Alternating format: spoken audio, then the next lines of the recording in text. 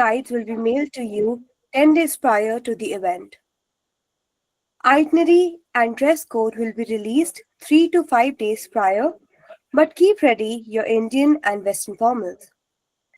If you have any doubts, you can reply to the messages on the community and your doubts will be answered in 24 hours. We will be sending a message for the same every day till the conference. These sessions are being recorded. Recordings will be shared after all the sessions are over. Now, it is time to commence the session, covering how to prepare speech and research. For this session, let's call upon our founder, Ms. Kashish. Thank you so much, Namya. Um, Hi, I'm back again. So I told them not to give another introduction because you people already, have known about me. Also, RF Tomar, I have seen your message. Don't worry, it takes some time because we are getting mails in heavy volume. So allow us 1 or 2 days, we will resolve your query, okay? So I don't want to just, okay, Aravanand got removed yesterday for misbehavior. We can try the same today also. Arav likes to be that way. It's okay, Arav. You have fun getting removed and we have fun removing you. It's okay. It's a mutual relationship we share. Right. So, I before I start with the session, it's time for some quiz, okay? ऐसे तो नहीं है कि कल आप लोग सब बस बैठे हुए थे ऑनलाइन क्लासेस की तरह ज्वाइन करके तो देखते हैं किसको कितना आता है, okay? So I will launch my first question and every question will stay for 1 minute ताकि आप फटाफट से गूगल ना करो, okay? So be very quick with answering of the poll. ठीक है? So the first question of this session is in front of your screen now. It's getting launched. Yeah. UN was established when? Vote for your answers.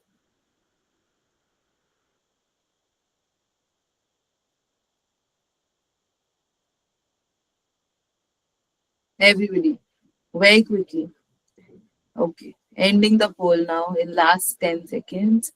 10, 9, 8, 7, 6, 5, 4, 3. I want everybody to participate. गलत answer भी चलेगा, कल ही तो बताया.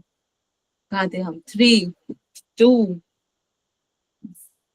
1.5 and 0. Okay, done. Right? Correct answer is 24th of October 1945. Majority gave right answer. I'm very happy कि कुछ सीखा हमने कल. चलो, next question आपकी computer screen पर ये रहा. You can ask fellow delegate question using what? Okay. Which point do you need to use? जल्दी से आंसर करें. हम अपना मिनी केबीसी खेल रहे हैं यहाँ पे. I'm enjoying this, poll feature in this meet. Okay. अभी भी सिर्फ 95 answers, 150 people in the meeting. At least 100 cross करते हैं. 106 हो गए, 108. जल्दी जल्दी आंसर करिए सब लोग. बोला तो गलत आंसर भी चलेगा. मीटिंग ऑन करके नहीं छोड़ देनी, इससे बेटर है फिर मत अटेंड करो. Okay, ending it in 10, 9, 8, 7, 6, 5, 4, 3, 2, and 1. Done. Correct answer is point of information. When you need to ask question to your fellow delegates, it's point of information. When you need to ask question to your EBs, it is point of inquiry. Okay. चलो आगे बढ़ते हैं. ठीक है. Let's go to our next question. Okay, it's a situation. ठीक है. Launch करते हैं. On your screen. Check it now. Delegate is speaking very slowly. Their volume is very low. ठीक है. I can't hear. What do I do? Point of order, point of personal privilege. Which point will you raise?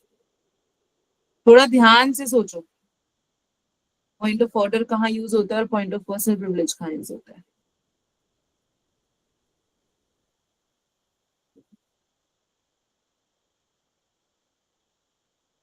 Okay. इसमें clear मतलब majority is there obviously for one answer, but बहुत difference से नहीं आया है सही आंसर और गलत answer. So I'll just end the poll in 3, 2, and 1. However, if you have anything, you can drop it down in the Q&A option. I will answer, okay? The correct answer for this will be point of personal privilege, not order. Point of order कब use करते हैं हम? जब EB ने कुछ mistake करी या delegate ने कुछ मिस्टेक करी. अगर कोई स्लोली बोल रहा है तो वो कोई फैक्चुअल मिस्टेक नहीं है. अगर डेलीगेट आके ये भी बोलता है ना कि I feel most beautiful delegates come from my country, ठीक है, तो भी आप पॉइंट ऑफ ऑर्डर रेज नहीं कर सकते हो. They can speak that, but if they come and say any fact incorrect, तब आप पॉइंट ऑफ ऑर्डर रेज कर सकते हैं, ठीक है. बट यहाँ पर हमारे को इशू हो रहा है उन्हें सुनने में, ठीक है, पर्सनल इशू है हमारा, तो point of personal privilege, because we can't hear the other delegate, ठीक है.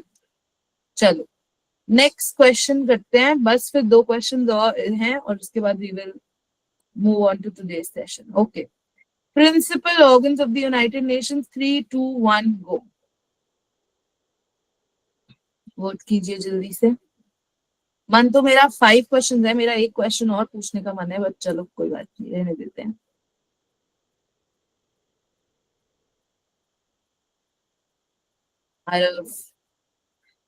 जितना टाइम आप रिएक्शंस में देते हो, इतने अच्छे आप नोट्स बना लोगे तो मैं आपको बेस्ट डेलीगेट की ट्रॉफी दे दूंगी, ठीक है. नोट्स बनाओ और बैठ के प्लीज. ओके, जल्दी से सब वोट करें. How many principal organs? 5 or 6? Let me confuse you a bit. Think about trusteeship council. Late हो गया मुझे कंफ्यूज करने में. मेजॉरिटी ने सही आंसर दे दिया है. I'll end the poll. The correct answer is 6 principal organs. Trusteeship council functional नहीं है, but it still exists. Okay? जिसने सही आंसर दिया है वो एक बार अपने लिए रिएक्शन कर दो, ठीक है. ओके ओके, चलो next and the last one, ठीक है. Which countries out of the given countries have veto power? Question ये रहा आपकी कंप्यूटर स्क्रीन पे, जल्दी से आंसर करिए.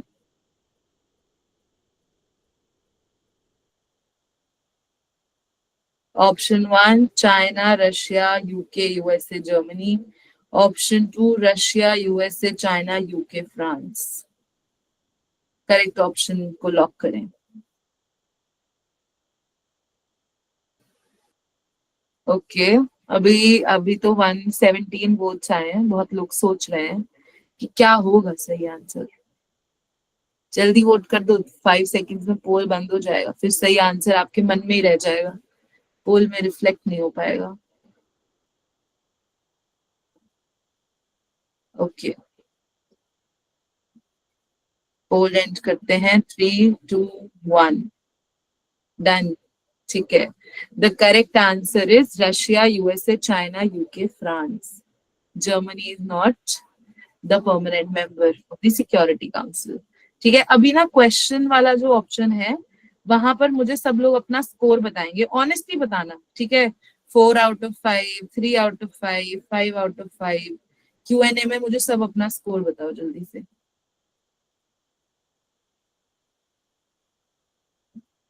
ओके, बहुत सारे आंसर आ रहे हैं. चलो देखती हूँ मैं क्या स्कोर आ रहा है.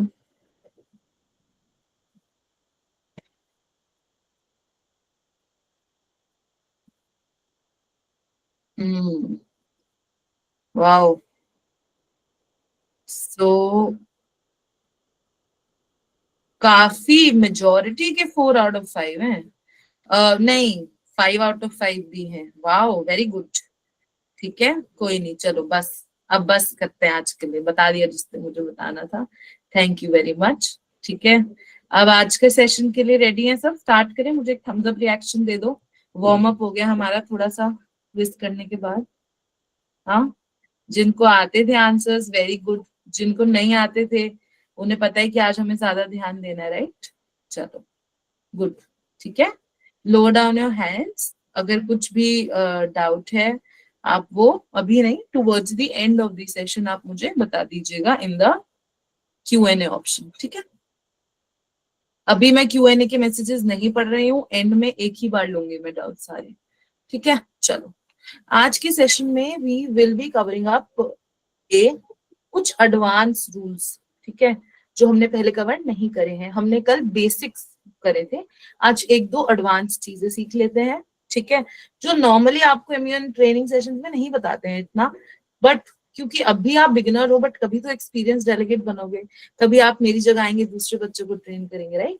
तो आपके लिए सब जानना बहुत इंपॉर्टेंट है, तो इसीलिए प्रेफरेबली हम लोग वो कवर करते हैं। इसके बाद हम कवर करेंगे रिसर्च कैसे करना है, and last but not the least speech कैसे देनी है। और हम साथ में 2 यूट्यूब वीडियोस देखेंगे जो हमें एक बेटर स्पीच कैसे देनी है और आंसर कैसे देना है उसके बारे में गाइड करेंगे, ठीक है।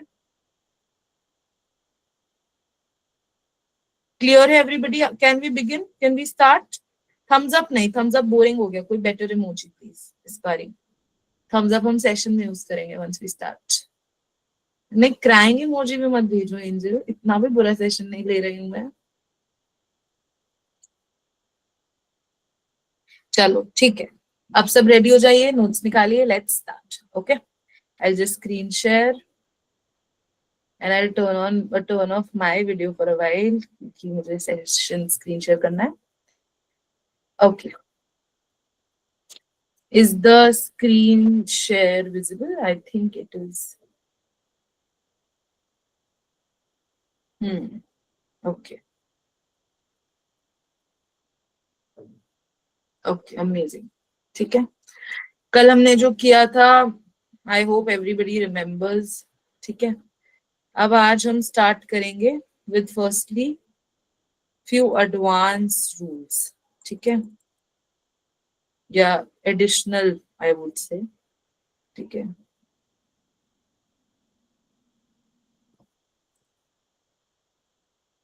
ओके, बिफोर दैट आपको अगर याद हो, कल मैंने आप लोगों को, ठीक है, एक चीज बोली थी कि जीएसएल का एक पॉइंट है जो मैं आपको कल बताऊंगी, ठीक है।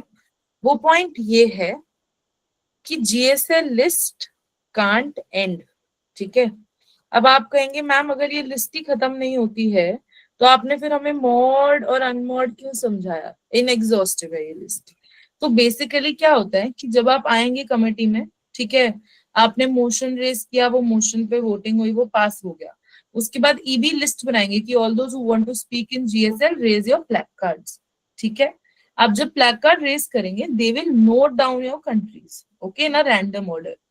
अब लेट्स से ईबी ने 50 कंट्रीज नोट डाउन करी है जिनको जीएसएल की स्पीच देनी है, तो they will not take all the speeches together.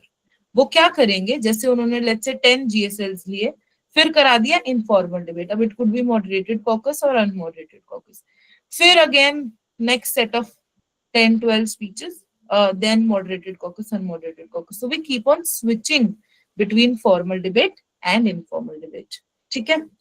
अब आते हैं हम हमारे एडिशनल रूल्स पे।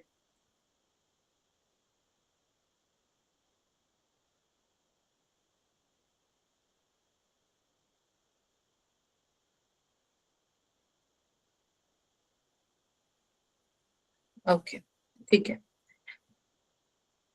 just give me 1 second and then I start, just a second, okay।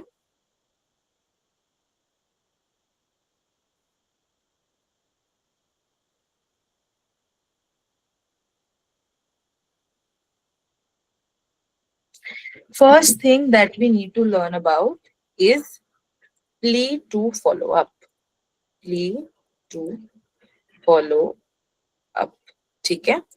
Plea to follow up क्या होता है, लेट्स से आपने किसी से कुछ क्वेश्चन पूछा, किसी कंट्री से आपने एक क्वेश्चन पूछा, अब उन्होंने आपको आंसर दिया वर्बली, बट आपको वो आंसर अच्छा नहीं लगा, ठीक है, आप सेटिस्फाइड नहीं है, आपको लग रहा है उन्होंने आपके एक्चुअल क्वेश्चन को तो एड्रेस ही नहीं करा है, तो आप अपने मेन क्वेश्चन से एड ऑन क्वेश्चन पूछ सकते हैं।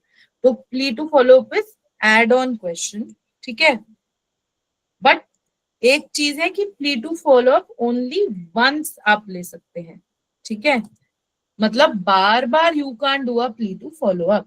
अगर किसी ने आपसे क्वेश्चन पूछा, आपने आंसर दिया, उन्होंने फॉलो अप लिया, आपने आंसर दिया, वो दूसरी बार फॉलो अप नहीं ले सकते हैं। तो plea to follow up basically allows them to, what do we say? Just add on, ask additional question once, okay? Not multiple times. यहाँ तक आई होप ये तो बहुत सिंपल है, किसी को डाउट नहीं होना चाहिए इसमें. नेक्स्ट आता है हमारा right of reply.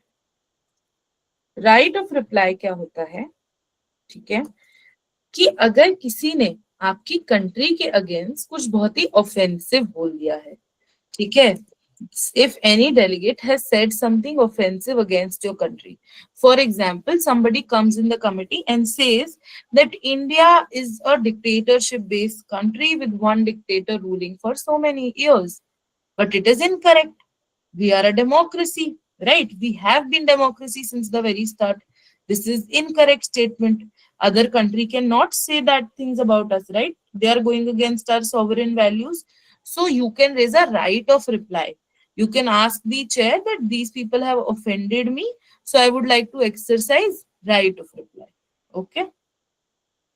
Any doubts still here, anybody? No, right? Okay. Great.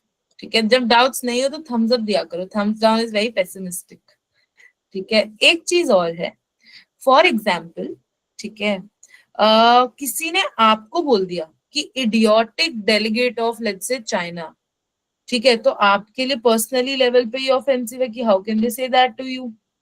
ठीक है, तो बेसिकली उस केस में आप राइट ऑफ रिप्लाई दोबारा एक्सरसाइज कर सकते हैं. ठीक है, one plea to follow up पर question, not in the entire MUN. जो आप एक वर्बल क्वेश्चन पूछते हैं उसका. ठीक है, and I will share this document after we are done with all 3 sessions. Okay, चलिए आगे बढ़ते हैं. राइट ऑफ रिप्लाई के बाद नेक्स्ट चीज आती है इनफॉर्मल डिबेट की टाइमिंग्स. उससे पहले आप लोगों ने कल मुझे बोला था कि मैम हमें मोशंस बता दो, मोशंस कैसे रेस करते हैं, है ना. वो भी मैं आप लोगों को आज उसका वो भी दिखा दूंगी ताकि you can take a screenshot of that. अब बात करते हैं इनफॉर्मल डिबेट की टाइमिंग्स के बारे में. हमने जीएसएल की तो कर ली, है ना, इनफॉर्मल डिबेट टाइमिंग्स. तो जब हम बात करते हैं टोटल टाइम की कि पूरा वो इनफॉर्मल डिबेट कितनी देर तक चलेगा, तो टोटल टाइम में मिनिमम 5 मिनट्स और मैक्सिमम 20 मिनट्स तक चल सकता है. ठीक है, और इंडिविजुअल टाइम मतलब कि आप उसमें कितनी देर के लिए स्पीच दे सकते हैं. Individual time shall be equal to और लेस देन जीएसएल्स टाइम. इसका क्या मतलब हुआ कि अगर आप जीएसएल 90 सेकेंड्स का दे रहे हैं तो आपकी मॉडरेटेड कॉकस की जो स्पीच है it can be either 90 seconds और less than that, it can not be more than that. ठीक है, Atharv, if you have any doubt, write down. I will answer. Okay.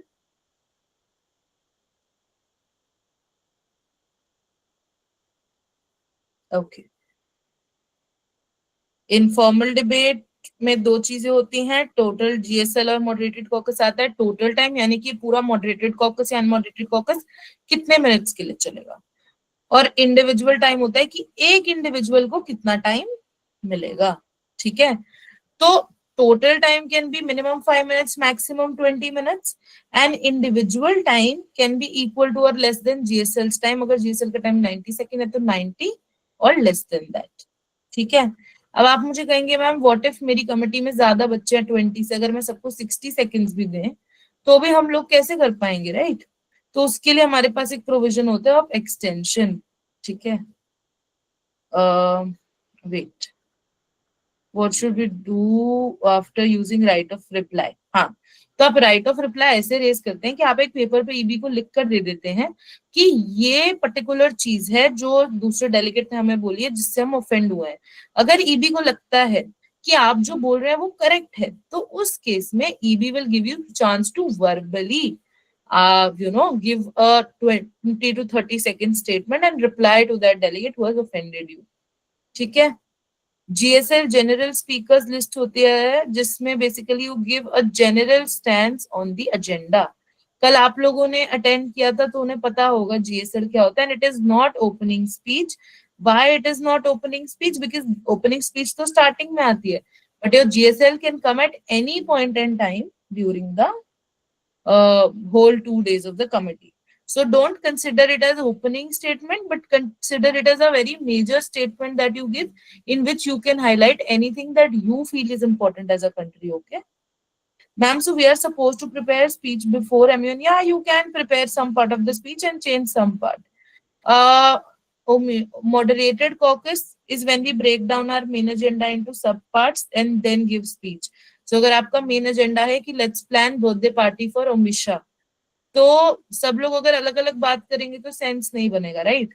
तो हम लोग क्या करते हैं कि एक एक चीज उठाते हैं और उसके बारे में बात करते हैं, कि पहले डेकोरेशन की बात कर ली, फिर गेस्ट लिस्ट की बात कर ली कि ये वाले अनोइंग रिलेटिव्स को नहीं बुलाना है, या इनके घर से तो बहुत दूर रखो कि आ ही ना पाए, ठीक है? फिर हमने बात करी फूड की, फिर हमने बात करी रिटर्न गिफ्ट्स की, ड्रेस कोड की, ठीक है? सो हमने instead of talking about everything in general सब टॉपिक्स बनाए और उनके ऊपर स्पीच दी, ठीक है? ये हो गया मॉडरेटेड कॉकस. और अगर अब ऐसा हो रहा है कि आपकी मदर बोल रहे हैं कि नहीं नहीं हम ड्रेस कोड में फ्लोरल थीम रखते हैं, बट आपके फादर बोल रहे हैं नहीं let's keep something dark and all that, तो इस केस में लड़ाई हो रही है. तो instead of giving speeches on that, आप लोग सब एक ग्रुप डिस्कशन करते हैं कि इसके क्या प्रोज एंड कॉन्स हैं, इसके क्या प्रोज एंड कॉन्स हैं, घर में आपस में लोगों को कन्विंस करते हैं, और फाइनली उनमें से एक चीज आप डिसाइड करते हैं. Muskan, how to make a speech तो आगे सिखाएंगे ना हम आपको, आप थोड़ा पेशेंस रखें सब लोग प्लीज. प्रैक्टिस ट्रायल सेशन कुछ नहीं होता है, ट्रेनिंग सेशन होगा, then on the day of the MUN होगा. ये वाले 3 ट्रेनिंग सेशन के बाद एक डाउट सेशन होगा, that is the +1. Okay, if our time for the speech is over and we give to another delegate, which option? Yield to another delegate, अगर आपको किसी और को टाइम देना है. JSL का time will be 90 seconds until unless आप पूरी कमेटी के साथ मिलकर वोट करके उस टाइम को बढ़ा नहीं देते हैं. Atharv Agarwal, I can't see your question, I think I have answered all of that. अगर कुछ और है तो आप लिख दो. हाँ ये रहा. I can't, you can't, okay. GSL is general speakers list, in which you give a general stance on your country for about the agenda, sorry, for 90 seconds, in which you can talk about anything that you feel is important. Okay, chalo. I have answered अभी तक के सब questions. Aarav Tomar, I have answered your question. GSL time अगर आपका 100 या 120 seconds है, still it will be preferred. अगर पूरी कमेटी 90 सेकंड रखना चाहती है तो आप अपने जीएसएल को शॉर्ट करो. और मैं आपको एक एक्सपीरियंस डेलीगेट्स की ट्रिक बताती हूँ. They never ever make their GSL for whole time. So what they do instead is कि अगर 90 सेकंड्स का जीएसएल है तो वो बनाएंगे 75 सेकंड्स का, ठीक है? या मैक्सिमम 80 सेकंड्स का GSL they will make, and for the remaining 10-15 seconds they will take POIs, because उन्हें पता है कि जो हमारी 80 सेकंड की स्पीचेस हमें जीएसएल के कॉलम में तो मार्क्स मिल ही गए, बट हम 10 सेकंड देकर एक्स्ट्रा मार्क्स भी ले सकते हैं ना पॉइंट ऑफ इंफॉर्मेशन के कॉलम में, ठीक है? So that is how they strategise. Opening statement नहीं होती है ज्योत्सना यहाँ पर, ठीक है? Don't worry. व्हाट हैपेंस, आप एक्सीड कर ही नहीं सकते हो, ये भी आपको इससे पहले ही चुप करा देते हैं जब आप इनफॉर्मल डिबेट का टाइम एक्सीड करो.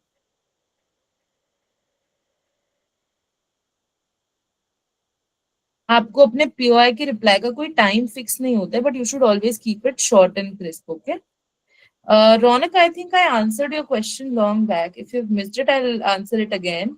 Ma'am, if we don't know motion raised at that point, how do we prepare speech? आप EB से point of inquiry करके पूछ सकते हो, ठीक है? एंड यूजुअली आप क्योंकि बिगिनर्स कमिटी है तो EBs also give you some time कि आप एंड में बोल देना एंड ऑल ऑफ दैट, ठीक है? चलो, अब बाकी क्वेश्चंस मैं एंड में लूंगी, ठीक है? You don't have to give opening speech. Opening speech का जो होगा वो मैं बाद में समझाती हूँ. अभी चलते हैं एडिशनल रूल्स पर. थोड़ा पेशेंस रखो. देखो मेरी बात सुनो, क्या होता है ना, हम जो चल रहा है उस पर फोकस नहीं करते हैं.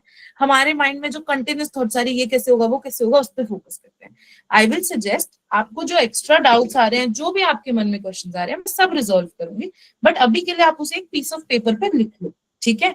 और focus on what I am talking about right now, क्योंकि ऐसा ना हो कि पुरानी बातें या आगे का सोचने में जो अभी हो रहा है वो आप मिस कर दो, ठीक है?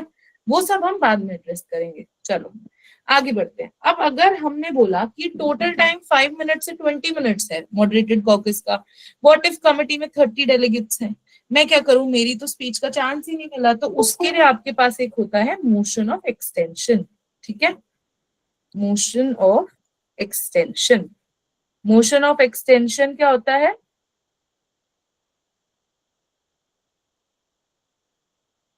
Motion of extension is basically कि आपका जो टोटल टाइम है you can extend it for half.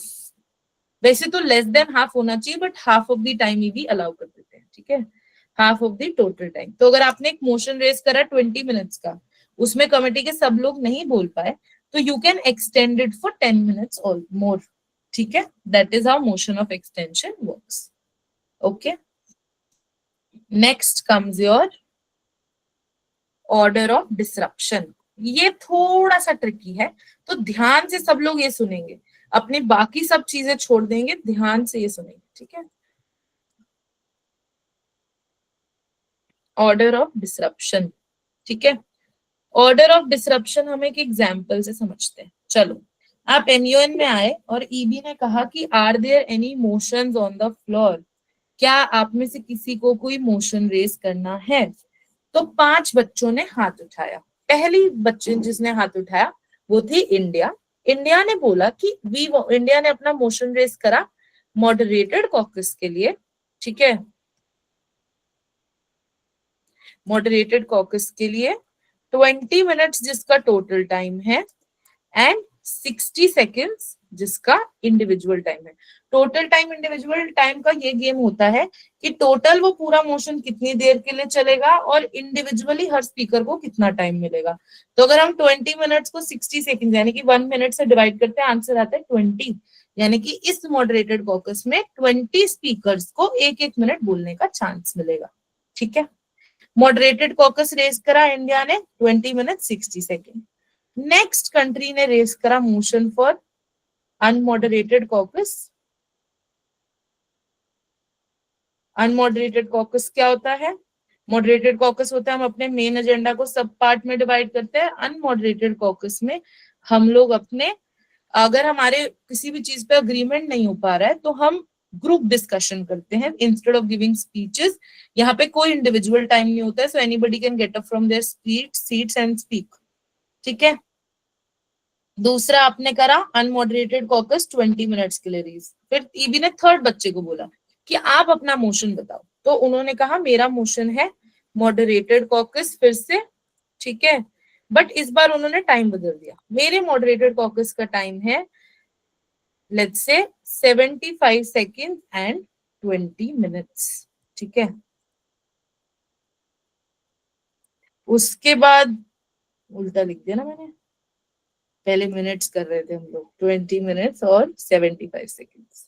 ठीक है, फिर हम गए तीसरे बच्चे चाइल्ड के पास। उसने बोला कि मुझे भी एक अनमॉडरेटेड कॉकस ही रेस करना है। ठीक है, पर सिर्फ 10 मिनट्स के लिए। ठीक है, एंड लास्ट टीबी ने कहा कि this is the last person, आप अपना मोशन बताएं। तो उन्होंने रेस करा एक moderated caucus, same time 20 minutes और 60 सेकेंड्स। याद रखना कि जिन्होंने भी मॉडरेटेड कॉकस रेस करा इन सबके टॉपिक अलग अलग हैं। लेट्स से इनका टॉपिक दे देते हैं हम पॉवर्टी। ठीक है, इन्होंने रेस करा पॉल्यूशन पे और इन्होंने रेस करा लेट्स से टेररिज्म पे। ठीक है, ये 3 मोशन रेज हुए हैं कमेटी में मॉडरेटेड कॉकस के और 2 अनमॉडरेटेड कॉकस के। अनमॉडरेटेड कॉकस क्योंकि एक informal sort of group discussion होता है तो उसका कोई टॉपिक नहीं होता है। आरब मैं आपके डाउट्स एंड में ले लूंगी, अभी हम ये समझते हैं। ओके, प्लीज इस पे ध्यान दे दो, हम बाद में एंड में पक्का कवर करेंगे।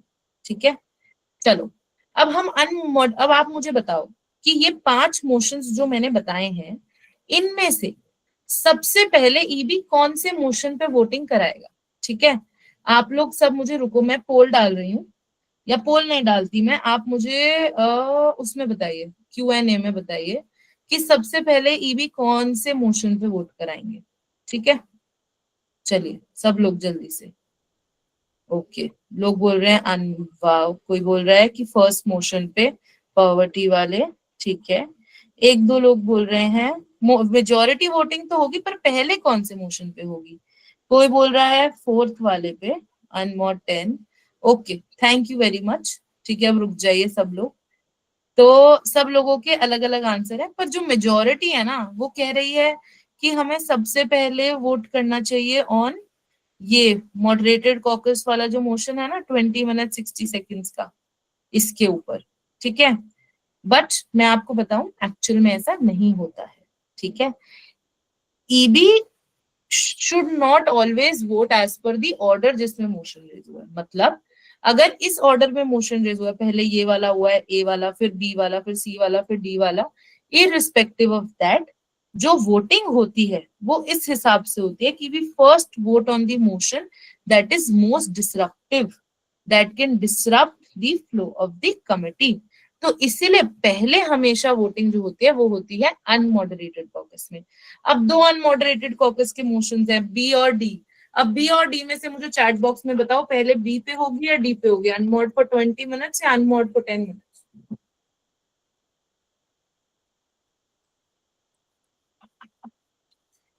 ओके, Q&A में मैं आंसर देख रही हूँ, आपके पियर्स आपके आंसर नहीं देख पा रहे हैं तो आप बिंदास लिख सकते हो। ठीक है, गलत आंसर भी लिखोगे तो कोई प्रॉब्लम नहीं है। ओके, मेरे को फिर से मिक्स आंसर्स आ रहे हैं। ठीक है, but thank you very much, you can stop answering now. पहले जो हम वोटिंग करते हैं वो हम उस अनमॉडरेटेड कॉकस पे वोटिंग करें, पहले तो हम अनमॉड पे करेंगे, और अगर दो अनमॉड हैं तो पहले उनमें से उस अनमॉड में करेंगे जो हमने जिसमें ज्यादा टाइम है। ठीक है, तो पहले अनमॉड 20 मिनट्स यानी कि मोशन नंबर बी पे। ठीक है, सेकेंड नंबर पे वोट होगा ऑन दी अनमॉड फॉर 10 मिनट्स। ठीक है, अब रुक जाए सब लोग क्योंकि नेक्स्ट क्वेश्चन मैं पूछने वाली हूँ। अब आपके पास तीन मोशंस हैं, moderated caucus on poverty 20 minutes 60 seconds, 20 minutes 75 seconds pollution, 20 minutes 60 seconds terrorism।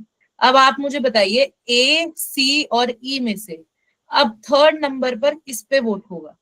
ठीक है, चैट बॉक्स में बताइए ए, सी और ई में से थर्ड नंबर पे किस पे वोट होगा।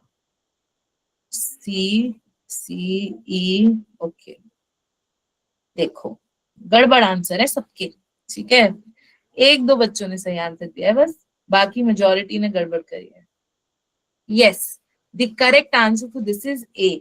ठीक है, क्यों ए? अगर आप जब 20 मिनट्स और 60 सेकेंड्स को डिवाइड करते हो तो ये मोशन दे रहा है चांस टू 20 स्पीकर्स। ठीक है, 20 लोग बोल सकते हैं, वही 20 minute 75 seconds is giving chance to lesser people. ठीक है, वो दे रहा है 16 लोगों को चांस।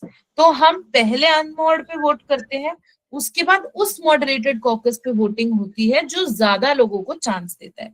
अब आप कहेंगे कि मैम जो ए वाला मॉडरेटेड कॉकस है पॉवर्टी वाला, वो अगर 20 स्पीकर्स को चांस दे रहा है तो ई वाला भी दे रहा है, तो फिर हम ई वाले पे क्यों वोट नहीं करेंगे पहले।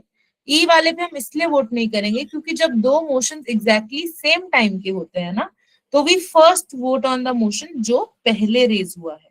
ठीक है, अगर timing is same then we first vote on the motion जो पहले रेज हुआ है। तो थर्ड नंबर पे हम मॉडरेटेड कॉकस ऑन पॉवर्टी जो है उस पर वोट करेंगे। ठीक है, थोड़ा सा ट्रिकी कॉन्सेप्ट है, मैंने ट्राई करा है कि हम इजी बना लें। आई होप इजी लग रहा हो आपको, बहुत मुश्किल नहीं लग रहा हो, ऐसे नहीं लग रहा हो कि मैंने फिजिक्स समझा दी है, क्योंकि मुझे भी नहीं आती है फिजिक्स। तो ठीक है, चलो ओके। अब फोर्थ नंबर पे किस पे करेंगे वोट? दो बचे हमारे पास, सी और ई। बहुत ऑब्वियस आंसर है, ये तो गलत आंसर मत देना, it will break my heart if you give wrong answer now. या एंथुजियाज्म से बहुत सारे ई स्पैम हो रहे हैं, वेरी गुड।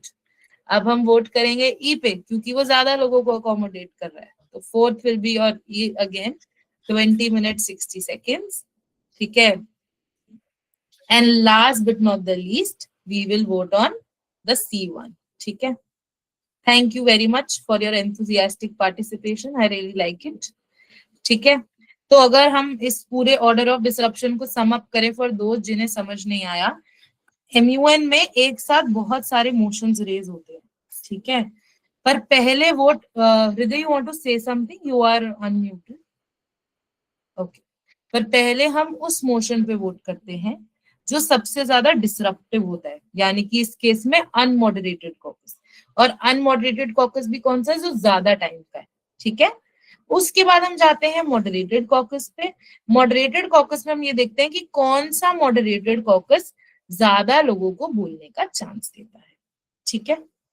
अब आता है हमारा ऑर्डर ऑफ प्रेसिडेंस। ये बहुत सिंपल है क्योंकि आप ये ऑलरेडी सीख चुके हो, ठीक है। ऑर्डर ऑफ प्रेसिडेंस ये कहता है, ऑर्डर ऑफ डिसरप्शन हम तब यूज करते हैं जब मोशंस का टाइम अलग अलग होता है, ठीक है, या मोशन अलग अलग टाइप के होते हैं, जैसे मॉड अनमॉड है, ठीक है। ऑर्डर ऑफ प्रेसिडेंस ये कहता है if motions are same and are of same time just the topic is different, ठीक है। जैसे कि मोशन ए और ई है, ठीक है, दोनों मॉडरेटेड कॉकस है, 20 मिनट 60 सेकेंड्स के है, पर आपने पहले वोट आप करेंगे on the A1 and then on the E1 क्योंकि वो पहले रेज हुआ है। That is order of precedence, लिख लो। whenever two motions are of same kind, same type and same time, ठीक है, when two motions are of same kind and same time, we vote on the one first which was raised first. तो थोड़ा सा यहाँ पर हम first come first serve करते हैं जब दो मोशन सेम टाइम के और सेम टाइप के होते हैं, ठीक है। I hope order of precedence and disruption समझ आया हो। ये बहुत सारे 50-60 MN वाले बच्चों को भी नहीं पता होता है, अगर आपको आ गया तो फिर आप लोग तो सब रॉक स्टार्स हो एकदम, ठीक है। मुस्कान, आपको मॉड करना चाहिए अनमॉड करना चाहिए, कमेटी की रिक्वायरमेंट के ऊपर है। अगर आपको लगता है कि आप लोगों को अब सब टॉपिक्स पे स्पीच देनी चाहिए क्योंकि मार्क्स तो उसी में मिल रहे हैं, तो वहां पर आप करिए मॉडरेटेड कॉकस। बट अगर कोई कंक्लूजन नहीं पहुंच पा रहा है तो आप अनमॉडरेटेड कॉकस करिए। Yes, I will repeat, order of disruption में हम उस पहले अनमॉड पे वोट करते हैं भले किसी भी ऑर्डर में रेज हो रहा हो, और उसके बाद हम वोट करते हैं ऑन मॉडरेटेड कॉकस जो सबसे ज्यादा लोगों को बोलने का चांस दे रहा है, ठीक है। बट ऑर्डर ऑफ प्रेसिडेंस कहता है कि व्हाट इफ दो मोशंस सेम टाइम की हैं, तो उस केस में हम पहले उस मोशन पे वोट करते हैं जो पहले रेज किया गया है। अब आप मुझे कहेंगे कि मैम इतने सारे मोशंस पे वोट ही क्यों करना है, तो मैं बता दूं, एक और रूल है, एक और एडिशनल चीज है। लेट्स से हमने हमारा ये ऑर्डर जो हमने बनाया है ऑर्डर ऑफ डिसरप्शन के हिसाब से फॉलो करा, तो सबसे पहले ईबी ने कहा कि अभी everybody will vote on unmoderated caucus for 20 minutes. इस पे हमने वोट करा, ये लेट्स से फेल हो गया, ठीक है, तो हम जाएंगे अपने नेक्स्ट मोशन पे अनमॉडरेटेड कॉकस फॉर 10 मिनट्स। ये भी फेल हो गया तो थर्ड वाले पे जाएंगे, वो भी फेल हो गया तो फोर्थ वाले पे जाएंगे, और अगर फोर्थ वाला पास हो गया तो हम फिफ्थ वाले पे वोट ही नहीं करेंगे। यानी कि ये ऑर्डर बनने के बाद अगर फर्स्ट और सेकेंड या मतलब पहले के ऑर्डर के मोशन पास हो जाते हैं तो हम बाकी मोशंस पे वोट ही नहीं करते हैं। This brings us to our next rule. Next rule ये कहता है कि if any motion is voted upon and it failed, ठीक है, हमने किसी मोशन पे वोट करा और वोटिंग करवाई और वो मोशन फेल हो गया, ठीक है, and it failed, then we can't raise the same motion again, ठीक है। इसका क्या मतलब है, द सेम मोशन अगेन। देखो लेट्स से आपने ये पॉवर्टी वाले मोशन पे वोटिंग कराई, ठीक है, आपने ये पॉवर्टी वाले मोशन पे वोटिंग कराई। अब पॉवर्टी वाले मोशन पे जब आपने वोटिंग कराई ये मोशन हो गया फेल, ठीक है, तो इस अब ये रूल ये कहता है कि आप ये वाला मोशन दोबारा रेज नहीं कर सकते हो, ठीक है, बट इसमें एक कैच है, you can't raise same motion, exact same motion, यहाँ पे हम एक वर्ड डाल देते हैं एग्जैक्ट सेम मोशन अगेन, ठीक है। आप एग्जैक्टली 20 मिनट 60 सेकेंड के लिए पॉवर्टी नहीं रेस कर सकते हो, but if you change the language और टाइम और बोथ देन यू कैन, ठीक है। इसको मैं रिपीट कर देती हूँ, ठीक है, क्योंकि लिखते लिखते समझा रही थी कि हमने एक मोशन पे वोट करा, वो मोशन हो गया फेल, ठीक है, तो हम उस मोशन पे दोबारा, सेम मोशन पे दोबारा वोट नहीं कर सकते हैं। ठीक है, तो हम क्या करेंगे इस केस में, हम उस मोशन की या तो थोड़ी सी लैंग्वेज चेंज कर देंगे या उसका थोड़ा सा टाइमिंग चेंज कर देंगे, और उसके बाद हम सेम मोशन पे वोट कर सकते हैं। बट वही, लेट्स से हमारा ये फोर्थ वाला मोशन टेररिज्म पास हो गया, और हमने इस मोशन जो फिफ्थ है पॉल्यूशन, इस पे तो वोट ही नहीं करा, ठीक है ना, तो इस वाले मोशन को आप एग्जैक्टली सेम रेस कर सकते हो। ओनली जो मोशंस वोट होने के बाद फेल हो चुके हैं उन पे आप दोबारा से वोट नहीं कर सकते सेम एग्जैक्ट मोशन पे। ठीक है, चलो,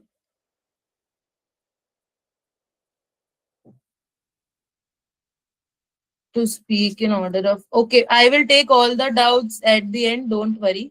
ठीक है, अभी बीच में देंगे ना तो बहुत ज्यादा टाइम वेस्ट हो जाता है, एंड में सब डाउट्स एक साथ ले लिए जाएंगे, टेंशन मत लो।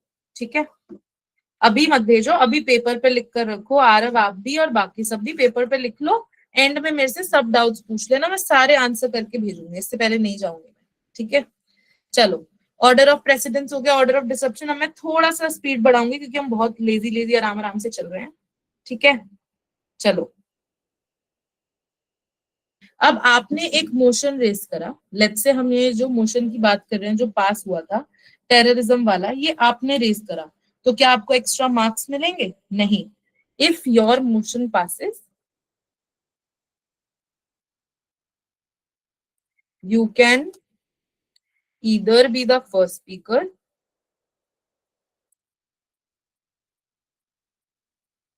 or reserve your right। इसका क्या मतलब है कि अगर आपका मोशन पास हुआ आपको एक्स्ट्रा टाइम तो नहीं मिलेगा, बट या तो आप ईबी आपसे पूछेंगे कि do you want to be the first speaker और रिजर्व योर राइट, तो या तो आप सबसे पहले बोल सकते हो कमिटी में, आपको ये प्रिविलेज मिलेगी उस मोशन के लिए, या फिर आप रिजर्व कर सकते हो अपनी राइट। रिजर्व योर राइट का क्या मतलब है, जब मैं आपको मोशन ऑफ एक्सटेंशन बता रही थी तो मैंने बताया था कि 20 मिनट टोटल टाइम होता है। व्हाट इफ आपकी कमेटी में 50 बच्चे हैं, तो आपको पता है कि 20 मिनट्स में हो सकता है मेरी चांस आए या ना आए। ठीक है, तो उस केस में आप रिजर्व योर राइट कर सकते हैं। इसका मतलब ये है कि भले ही आप फर्स्ट या लास्ट स्पीकर नहीं है, बट इन 20 स्लॉट्स जो मिल रहे हैं ना बोलने के, इसमें से आपको एक स्लॉट पक्का मिलेगा क्योंकि आपने अपना मोशन रेस करा। ठीक है, यानी कि उस मोशन में आपको फॉर श्योर स्पीच देने का मौका मिलेगा। ठीक है, या तो आप फर्स्ट बन सकते हैं या रैंडमली आपके लिए एक स्पेस रिजर्व कर दी जाएगी। ओके, आगे बढ़ते हैं हम लोग, अब आते हैं वोटिंग पे। कल ही मैंने आप सभी को बताया था कि हम मोशन रेस करते हैं और मोशन पे वोटिंग होती है। अभी आए मेरे को सिर्फ नोटिफिकेशन आ रही है कि आप क्वेश्चन पूछ रहे हैं, बट प्लीज प्लीज मेरी हम्बल रिक्वेस्ट है आपसे कि आप टुवर्ड्स द एंड तक का थोड़ा सा वेट कर लो। आई नो आपकी क्वेश्चंस बहुत इंपॉर्टेंट है, मैं सब आंसर करूंगी, बट अभी मैं अगर बीच में आंसर करने लगी तो हम सेशन का जो मेन ऑब्जेक्टिव है वो कवर नहीं कर पाएंगे। I will answer for sure, don't worry about that. ठीक है, thank you very much. Okay, जब हम बात करते हैं वोटिंग की, तो हम कहते हैं कि वोटिंग जो है ना वो हमारी दो तरीके की होती है। ठीक है, Wait. हमारी वोटिंग दो तरीके की होती है, प्रोसीजरल, सब्सटैंटिव। ठीक है, अब इसका क्या मतलब है, आपने मोशन रेस करा, उस पे वोटिंग होती है। ठीक है, तो अगर आपका मोशन है प्रोसीजर से रिलेटेड, जैसे कि मॉडरेटेड कॉकस कराना है, अनमॉडरेटेड कॉकस कराना है, जीएसएल कराना है, कमिटी का ब्रेक चाहिए, ये प्रोसीजर से रिलेटेड जो मोशन है उसके लिए आप जो वोटिंग करेंगे उसे हम बोलते हैं प्रोसीजरल वोटिंग। ठीक है, for motions related to procedure. ठीक है, और इसके लिए आपको कितने वोट्स चाहिए होते हैं टू पास दैट मोशन, आपको चाहिए होता है इस वोटिंग में 50% एंड +1 वोट। ठीक है, जिसे हम सिंपल मेजोरिटी भी बोलते हैं। ऑन कॉन्ट्रेरी, सब्सटैंटिव वोटिंग होती है फॉर समथिंग मीनिंगफुल। ठीक है, anything that is very important, जैसे कि documentation, change of procedures,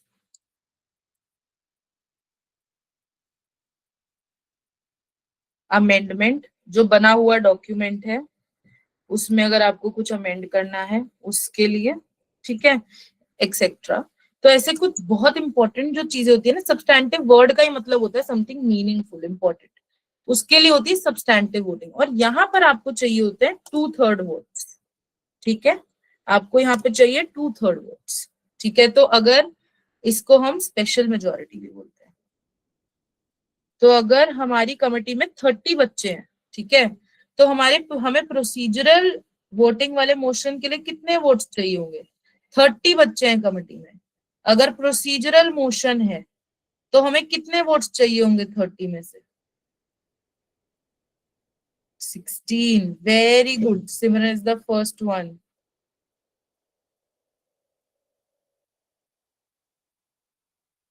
16, okay. और वहीं अगर सब्सटैंटिव मोशन है, ड्राफ्ट रेजोल्यूशन पे वोटिंग करनी है, सब्सटैंटिव मोशन के लिए कितने वोट्स चाहिए होंगे हमें? यस, 20। वेरी गुड, ठीक है, very good. I think Muskan answered. ठीक है मुस्कान, आई थिंक सम, या वेरी गुड, वेरी गुड। और लोगों ने भी वेरी गुड। ठीक है, आई थिंक समझ आ रहा है आप लोगों को, बढ़िया है। ठीक है, अब लास्ट हम चीज करते हैं हमारी, जो मैंने कल आप सभी को बताई थी, बहुत बहुत इंपॉर्टेंट है, मैंडेट। ठीक है, अब एक चीज होती है breach of mandate. Breach of mandate क्या होता है कि अगर मेरी कमेटी का कुछ मैंडेट है, ठीक है, और मैं उसके अगेंस्ट जा रही हूँ, यानी कि अगर मैं बैठी हूँ commission on the status of women में, और यहाँ मैं बात कर रही हूँ कि कैसे वाटर पोल्यूशन हो रहा है, ठीक है, तो ब्रीच ऑफ मैंडेट है, क्योंकि इस बॉडी का काम तो वुमेन्स राइट के बारे में बात करना है ना। या फिर मैं अगर यूनाइटेड नेशंस या मैं वर्ल्ड हेल्थ ऑर्गेनाइजेशन में बैठी हूँ और मैं बात कर रही हूँ अबाउट क्रॉस बॉर्डर कॉन्फ्लिक्ट्स, ठीक है, not with regards to health, तो मैं ब्रीच ऑफ मैंडेट कर रही हूँ।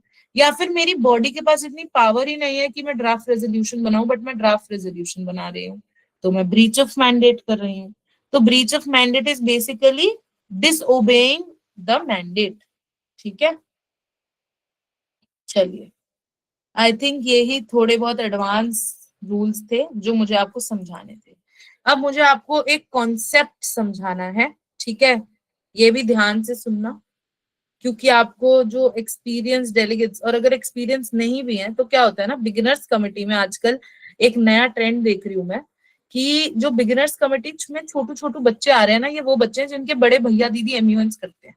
ठीक है, तो वो भले ही बिगिनर्स हैं, बट वो बहुत अच्छी लेवल की स्पीचेस लेकर आ रहे हैं, क्योंकि उनके भैया दीदी उनकी हेल्प कर रहे हैं। आपकी भी बड़ी दीदी जैसे आपकी मैं हेल्प कर रही हूँ, तो आप भी प्लीज अच्छी स्पीचेस लेके जाना। बट या बहुत उन्हें पर्सनली हेल्प हो रही है, तो इस चक्कर में वो अब बिगिनर्स लगते नहीं है, क्योंकि वो बहुत ही ज्यादा आउट परफॉर्म करते हैं। और ये बोलते बोलते मैंने गलत चीज भी टाइप कर दी, मुझे इंटरनेशनल लॉ टाइप करना था। ठीक है, तो इसीलिए वो ये इंटरनेशनल लॉ बहुत रेफर करेंगे अपनी स्पीचेस में। ठीक है, तो इसलिए आप लोगों के लिए समझना जरूरी है कि इंटरनेशनल लॉ क्या होता है। ओके, तो समझते हैं, रॉकेट साइंस नहीं है, डरना नहीं है। ठीक है, क्विकली बताती हूँ मैं। ये बताने के बाद मैं 5 मिनट का ब्रेक दूंगी। आज हम कवर करेंगे रिसर्च कैसे करना है, और अगर टाइम रहा तो स्पीच कैसे देनी है वो भी कर लेंगे, वरना स्पीच वाला पार्ट कल करते हैं। ठीक है, आई थिंक यूएन के लिए मुझे एक एक्स्ट्रा सेशन रखना ही पड़ेगा, क्योंकि आप लोग इतने सारे बच्चे हो ना, तो डाउट्स में बहुत टाइम जाता है, तो सेशन हम पूरा वो यूटिलाइज नहीं कर पाते हैं इतना। ठीक है, इंटरनेशनल लॉ पहली बात तो 2 तरीके का होता है, प्राइवेट और पब्लिक। ठीक है, प्राइवेट एंड पब्लिक। अब ये समझते हैं होता क्या है भाई, ये मैम अब बताए तो जा रहे हो, बताओ भी क्या है। ठीक है ना, प्राइवेट इंटरनेशनल लॉ क्या है? आप, मैं और आरव, क्योंकि आरव का हैंड रेज है, तो मैं और आरव 2 बिजनेस पर्सन हैं। ठीक है, और हम गए हैं लेट्स से चाइना, और हमने वहां पे एक कॉन्ट्रैक्ट करा है। ठीक है, हम लोग चाइना से let's say makeup related items दूसरी कंट्रीज में एक्सपोर्ट करके सेल करेंगे। ठीक है, ये हमारा बिजनेस प्लान है। अब आरव और मैंने डिसाइड करा है कि हम अपने बिजनेस में 50-50% प्रॉफिट बांटेंगे। बट मैंने क्या करा है, मैंने आरव का प्रॉफिट रख लिया है और उसको सिर्फ 10% दिया है। ठीक है, तो मैंने गलत करा है, आई शुड बी पनिश्ड। तो पहली बात तो ये, क्योंकि हम चाइना में काम कर रहे हैं तो हम दोनों ने कॉन्ट्रैक्ट भी चाइना में साइन करा।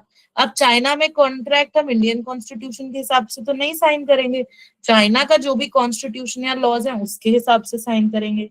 और मैंने क्योंकि वो लॉ फॉलो नहीं करा है, तो मुझे जो भी पनिशमेंट मिलेगी चाइना में रहते हुए वो चाइना के लॉ के हिसाब से मिलेगी, भले ही मैं एक इंडियन सिटीजन हूँ, राइट। ठीक है, तो प्राइवेट इंटरनेशनल लॉ इस केस में मेरे लिए है चाइना का लॉ। क्यों? क्योंकि मैं तो इंडियन सिटीजन हूं ना, मेरे लिए तो वो इंटरनेशनल लॉ ही है, किसी और कंट्री का, राइट। तो आपकी जो कंट्री ऑफ रेजिडेंस है, ठीक है, आप जिस भी कंट्री में रहते हैं उसके अलावा किसी भी और कंट्री का जो लॉ है वो बन जाता है private international law.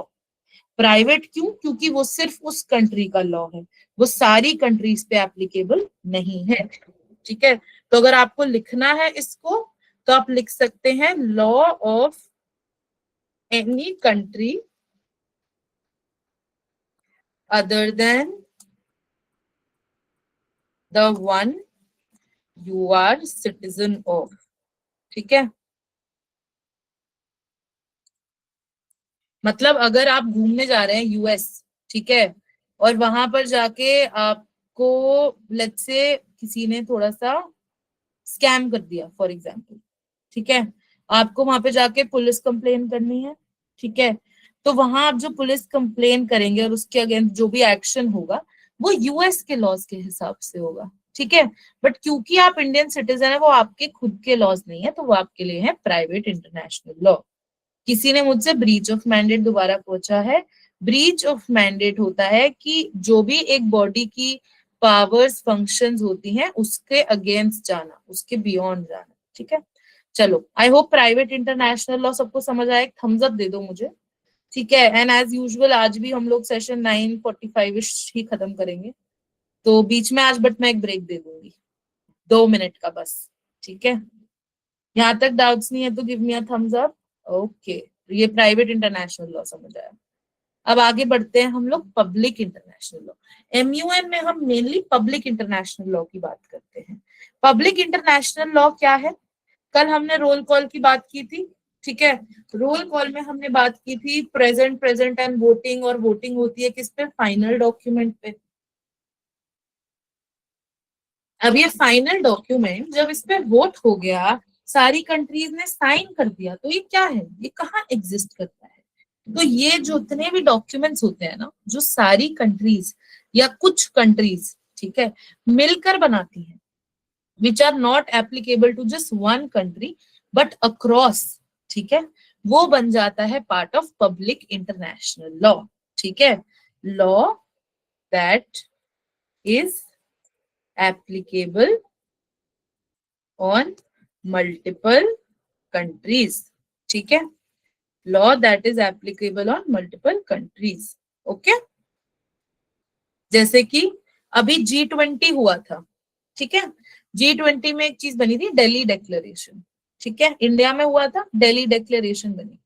Delhi declaration सिर्फ इंडिया पे एप्लीकेबल नहीं है, G20 में जितनी कंट्रीज इन्वॉल्व थी जिन्होंने वो साइन किया, रेटिफाई करा, उन सब पर एप्लीकेबल है। ठीक है, तो पब्लिक इंटरनेशनल लॉ का वो पार्ट बन गए।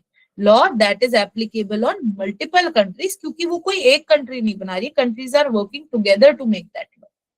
ठीक है मैम, हाँ, ट्रीटीज जैसे। ब्रेक दे दूं, इसके बाद ब्रेक दे दूंगी पक्का Ritika, promise.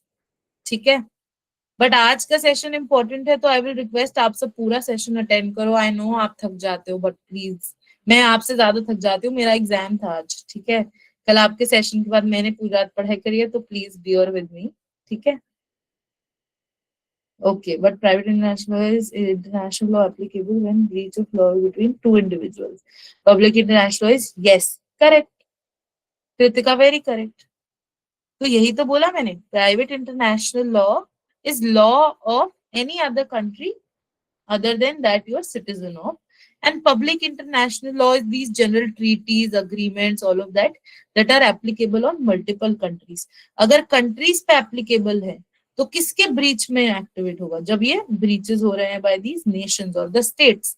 and private international law individual level पे। अब आप मुझे कहेंगे कि मैम अब जब भी मैं इंटरनेशनल लॉ बोलूंगी तो मेरा मतलब होगा पब्लिक इंटरनेशनल लॉ से। ब्रेक चाहिए? थम्स अप दे दो अगर अभी ब्रेक चाहिए 5 मिनट का तो। दिव्या तो बहुत, दिव्या कह रही मैम मुझे सबसे पहले दो आप ब्रेक।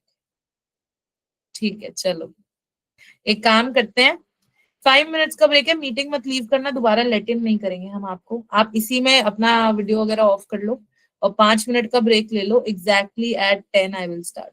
तब तक कुछ अगर क्वेश्चंस हैं तो मैं वो बता देती हूँ, ठीक है।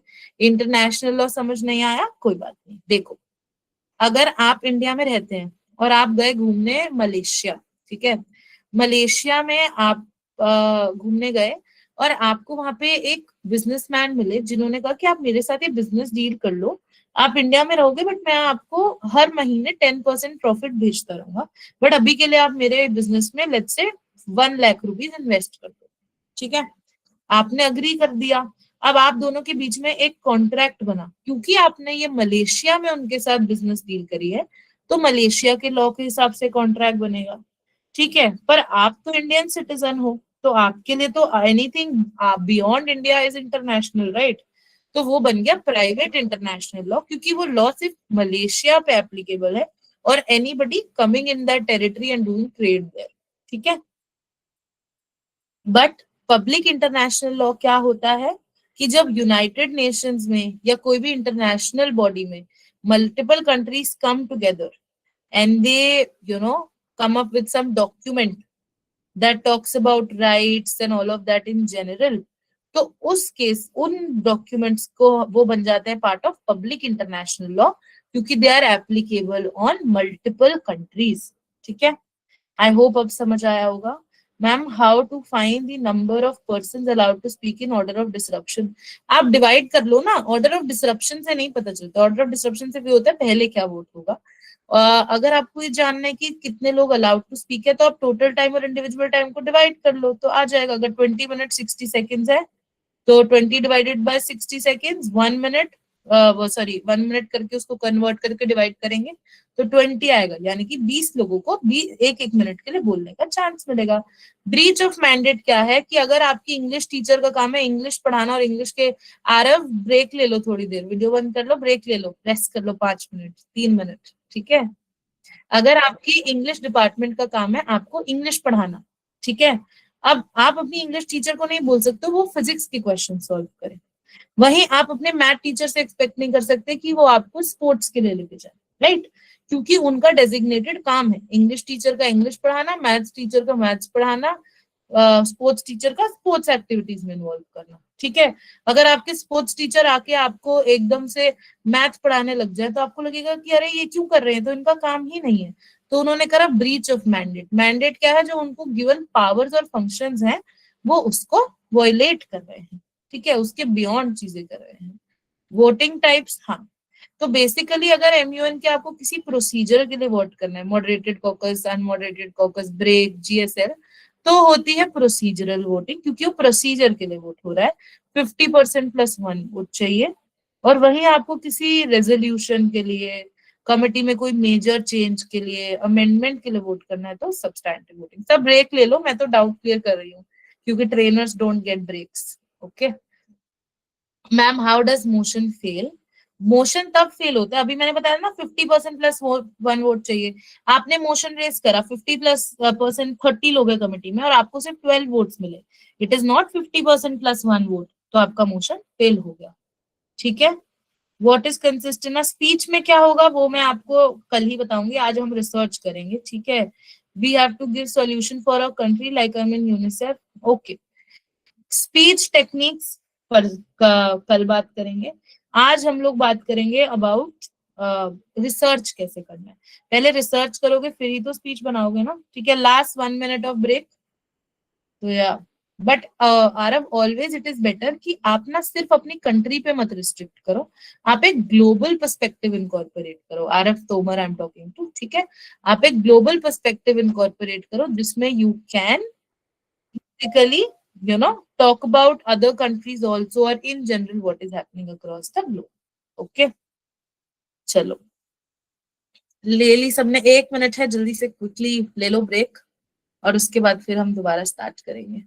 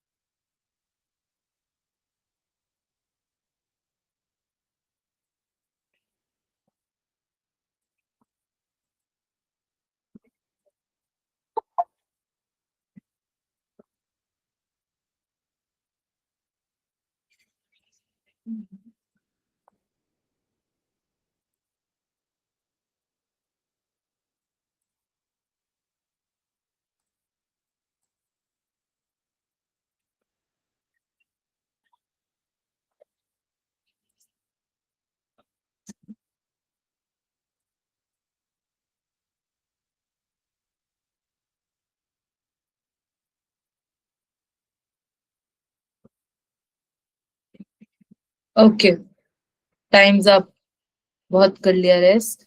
ऑर्डर ऑफ प्रेसिडेंस होता है कि अगर दो मोशन है, वो 20 मिनट 60 सेकेंड, 20 मिनट 60 सेकेंड, दोनों मॉडरेटेड कॉकस है, तो पहले हम लोग उस मोशन पे वोट करेंगे जो पहले रेस किया गया है, ठीक है, क्योंकि दोनों सेम है, तो ऑर्डर ऑफ डिसरप्शन तो एप्लीकेबल ही नहीं है। ऑर्डर ऑफ डिसरप्शन तो तब एप्लीकेबल होता है ना जब अलग अलग टाइप के मोशन रेज होते हैं, ठीक है।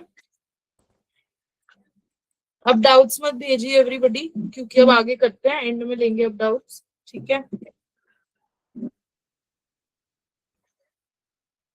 चलो, इस जीएसएल सेम है, हाँ जीएसएल का टॉपिक वही आप एजेंडा पे दे सकते हैं, ठीक है। Can I request point of change point of order, वो चेंज द, हाँ अगर आपको जैसे आपकी सेकंड नंबर पे स्पीच है बट आपका फोन स्विच ऑफ हो गया, तो आप रिक्वेस्ट कर सकते हो कि मुझे प्लीज बाद में देने का चांस दो, बट प्रेफर करो कि जो आपका ऑर्डर है उसी में दो, ठीक है, अच्छा इंप्रेशन नहीं जाता। मैं बोल ही नहीं रही थी, आप कैसे हियर करोगे मुझे तब।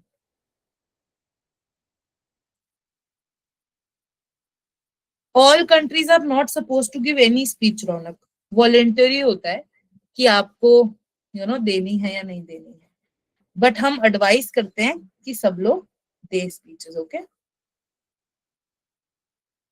ओमिशा, आपका कोई क्वेश्चन नहीं दिख रहा है मुझे चैट में, है तो दोबारा डाल दो, आपका हैंड रेज्ड है क्योंकि, ठीक है। चलो अभी हम स्टार्ट करते हैं, एंड में मैं आंसर कर दूंगी तब डाल देना, अभी कोई भी क्वेश्चंस नहीं। आई नो आप बहुत थक गए हो, बस 3 दिन ट्रेनिंग लेनी है, उसके बाद मस्ती करना, ठीक है, उसके बाद सीधा इम्यून पे अच्छे से ड्रेसअप होके आना, ठीक है। चलो करते हैं फिर। अब आप मुझे कहेंगे कि मैम इंटरनेशनल लॉ में जब भी बोलूंगी मेरा मतलब है पब्लिक इंटरनेशनल लॉ, मैं अभी ही बता रही हूँ, ये जब मैं इंटरनेशनल लॉ यहाँ लिख रही हूँ तो मेरा मतलब है पब्लिक इंटरनेशनल लॉ, ठीक है। देखो आप कहेंगे कि मैम इंटरनेशनल लॉ तो आपने कहा कंट्रीज पे एप्लीकेबल है, तो मुझे कैसे इम्पैक्ट करेगा ये एज एन इंडियन सिटीजन। तो क्या होता है, अगर कोई भी चीज इंटरनेशनल लॉ बनता है किसी भी चीज के ऊपर, ठीक है, तो वो कंट्री के ऊपर एप्लीकेबल होता है, ठीक है। अब जब आपकी कंट्री की गवर्नमेंट है, वो इसी सेम चीज पर जो इंटरनेशनल लॉ में कही गई है उस पे लॉज या पॉलिसी बनाती है, ठीक है। जब वो इस पे लॉ या पॉलिसी बनाते हैं तो वो आप तक पहुंचता है, यानी कि जब तक इंटरनेशनल लॉ में जो लिखा गया है वो आपकी गवर्नमेंट आपकी कंट्री के लॉ या पॉलिसी में नहीं डालती है, तब तक वो आप पे डायरेक्टली एप्लीकेबल नहीं है। वो आप पर इनडायरेक्टली एप्लीकेबल तब होगा जब आपकी गवर्नमेंट्स उसको आपके लॉ या पॉलिसी में डालेंगी, ठीक है।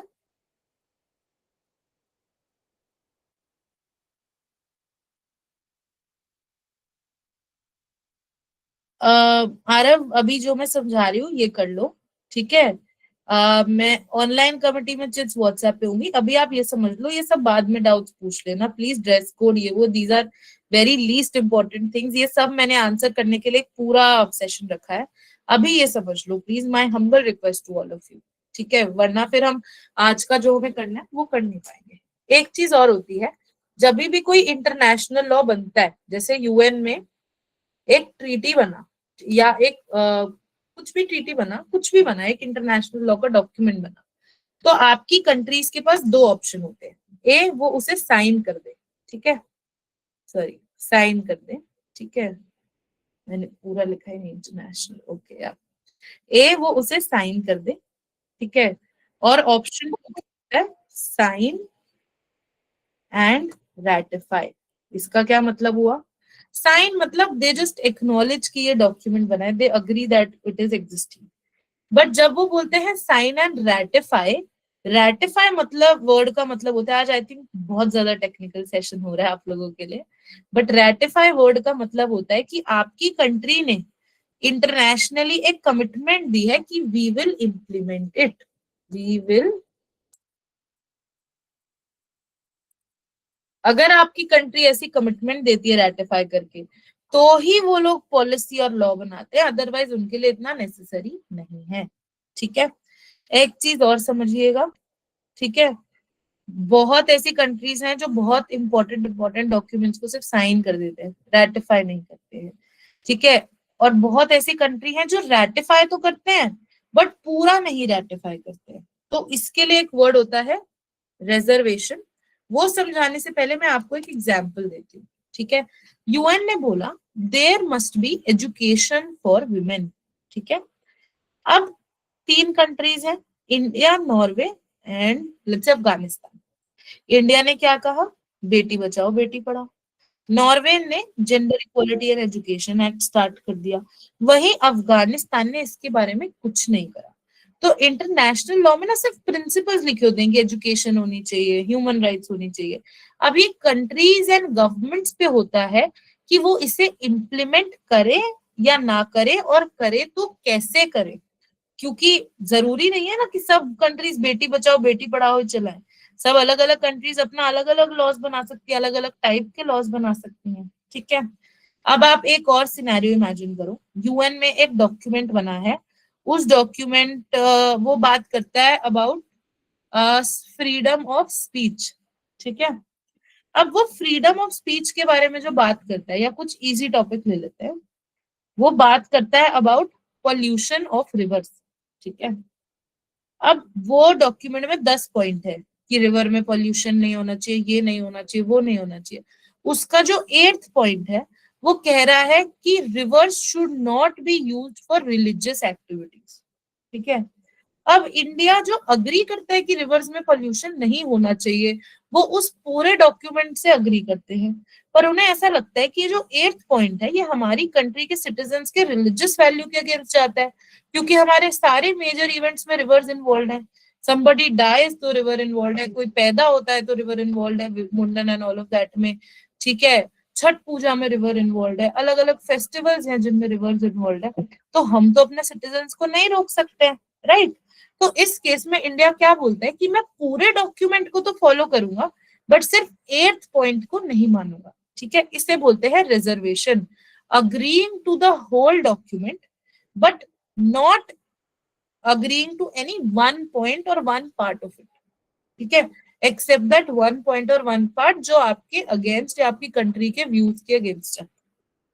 ठीक है, यहां तक कोई डाउट नहीं है तो जल्दी से थम्स अप दे दो, सिर्फ इस चीज में, public private international law and all of that में।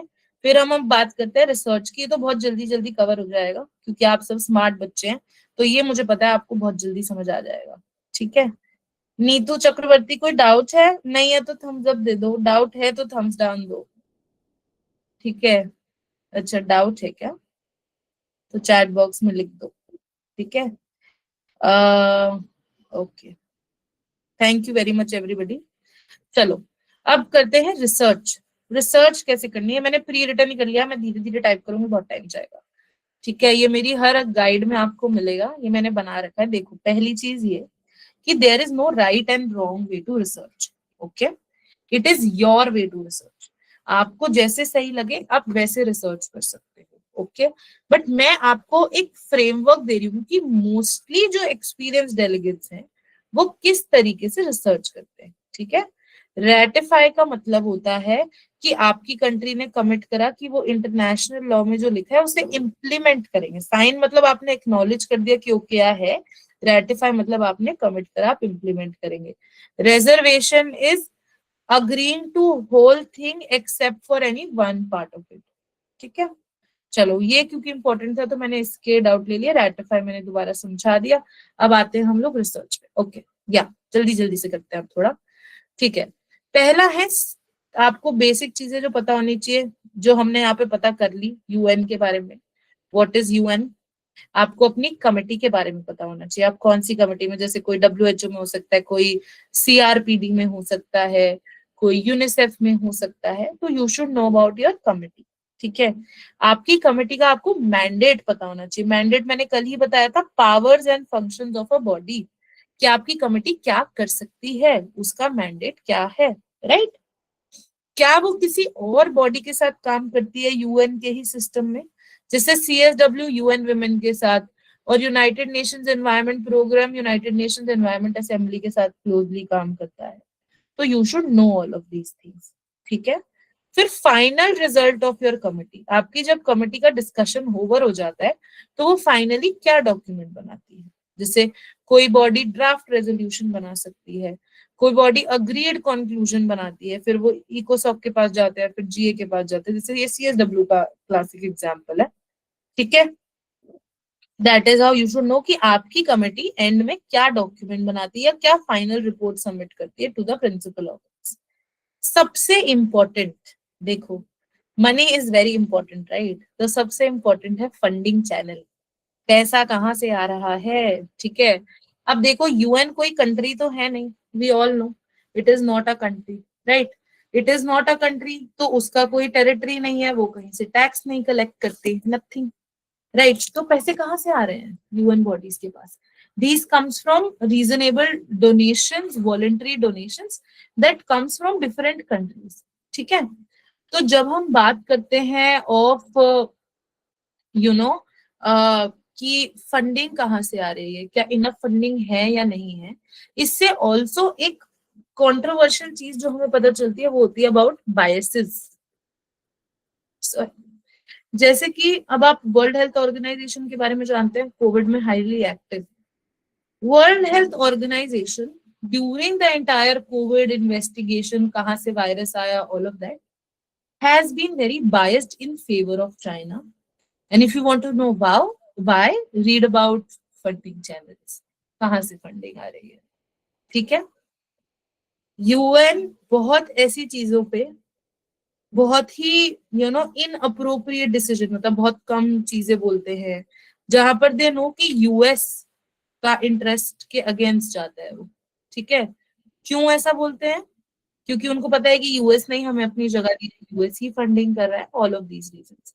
इसके साथ साथ एक और कंट्रोवर्सी बताती हूँ। ठीक है, आप बताइए, do you know any Indian politician who tried to contest to become secretary general of UN? क्या आप किसी ऐसे इंडियन पॉलिटिशियन के बारे में जानते हैं तो मुझे फटाफट से बताइए। Do you know? हाँ, I will share this document कल के जब सारे सेशन हो जाएंगे इसके बारे में। कोई नहीं जानता है, कोई नहीं लिख रहा है क्वेश्चन आंसर में। Very good, wow Simran, you very smart. हाँ, सब आंसर्स पहले पहले। या it makes it unfair, yes it is. ठीक है, तभी तो we say that UN, although we से कि बहुत चीजें कर रहा है, but it's technically a failed system if you really look at the depth of it. It's just that कि वर्ल्ड वॉर 3 नहीं हुई है तो इस चक्कर में it's just continuing. No, it's not S Jaishankar. So doctor Shashi Tharoor contested to become secretary general, ठीक है, ऑफ द यूनाइटेड नेशंस। अब उनको बीजेपी ने भी सपोर्ट करा था। ठीक है, ऐसा नहीं है सिर्फ कांग्रेस ने सपोर्ट करा था, क्योंकि एट द एंड वहां पे हम लोग इंडियंस बन जाते हैं, बीजेपी कांग्रेस आप नहीं रहते हैं। ठीक है, but he couldn't win, and उसके बाद ही उन्होंने फिर यूएन छोड़ दिया था। He was a seasoned diplomat, very very senior in the entire thing. The reason why these Western countries would never want any Indian to become a Secretary General is because they know that Indians can't be made puppets. ठीक है, so they deliberately choose candidates from such countries who they can manipulate in their favor. So there is a lot of politics that goes inside also. ठीक है, ये बात समझना। India अभी तो हम लोग एक बहुत ही स्ट्रॉन्गर पोजिशन पे हैं कंपेरेटिवली। जब हम इंडिपेंडेंट हुए थे उस टाइम पे वर्ल्ड 2 पार्ट्स में डिवाइड हो गया था, यूएस, यूएसएसआर, जो अब रशिया है। ठीक है, इंडिया ने उस टाइम पे एक थर्ड चीज इनिशिएट की थी, नॉन अलाइनमेंट मूवमेंट, कि हम दोनों में से भी किसी भी साइड के साथ अलाइन नहीं करेंगे कंप्लीटली। ठीक है, तो India has always been very independent nation who takes a middle stand, although इसके लिए इंडिया बहुत क्रिटिसाइज भी होता है, क्योंकि कहीं ना कहीं हमारी उसमें हिपोक्रेसी आ जाती है। हम बोलते हैं हम किसी की साइड नहीं लेते हैं, तो रशिया के साथ ट्रीटी साइन कर लेते हैं। ठीक है, but that is why, moving back to our initial discussion, these people would not want any Indian to become a secretary general, क्योंकि they know that we can't be their puppet. Countries like Portugal still can be manipulated. ठीक है, there goes a lot of back channel lobbying between the nations कि कौन बनेगा अगला secretary general. ठीक है, चलो आगे बढ़ते हैं. ये तो हमारा डिस्कशन हो गया, ये तो हम कभी फिर कंटिन्यू करेंगे. अब आते हैं नोइंग योर एजेंडा. एजेंडा क्या है? आप सभी ने जब इस MUN में रजिस्टर करा था, जिसकी मैं फाउंडर हूँ, द नोविसेस, उस टाइम पर आपने एक टॉपिक पढ़ा होगा जो आपकी कमेटी का होगा. आपको वो टॉपिक बाकी टॉपिक से बेटर लगा होगा, तभी आपने किया होगा, राइट? उस टॉपिक को ही हम बोलते हैं agenda, are main area of discussion. ठीक है, अब आपको एजेंडा के बारे में क्या क्या पता होना चाहिए? हिस्टोरिकल बैकग्राउंड, पास्ट में इससे रिलेटेड क्या हुआ है, करंटली क्या चल रहा है, और फ्यूचर में क्या हम लोग इस्टेब्लिश करना चाहते हैं. जैसे इजराइल पैलेस्टीन है, कहाँ से ये कॉन्फ्लिक्ट स्टार्ट हुई, क्या इसके रिलीजियस बैकग्राउंड्स है, क्या इसके ज्योग्राफिकल इश्यूज हैं, ऑल ऑफ दैट. उसके बाद करंटली क्या चल रहा है. ठीक है, फ्यूचर में क्या एम है. फ्यूचर में एम है कि क्या हम 2 नेशंस बना दें. ठीक है, पैलेस्टीन को एक प्रॉपर रिकग्निशन दे दें. ठीक है, फिर आते हैं इंटरनेशनल लीगल इंस्ट्रूमेंट. ये वही है हमने जो भी इंटरनेशनल लॉ समझा. ठीक है, international legal instruments are these international law documents that we make.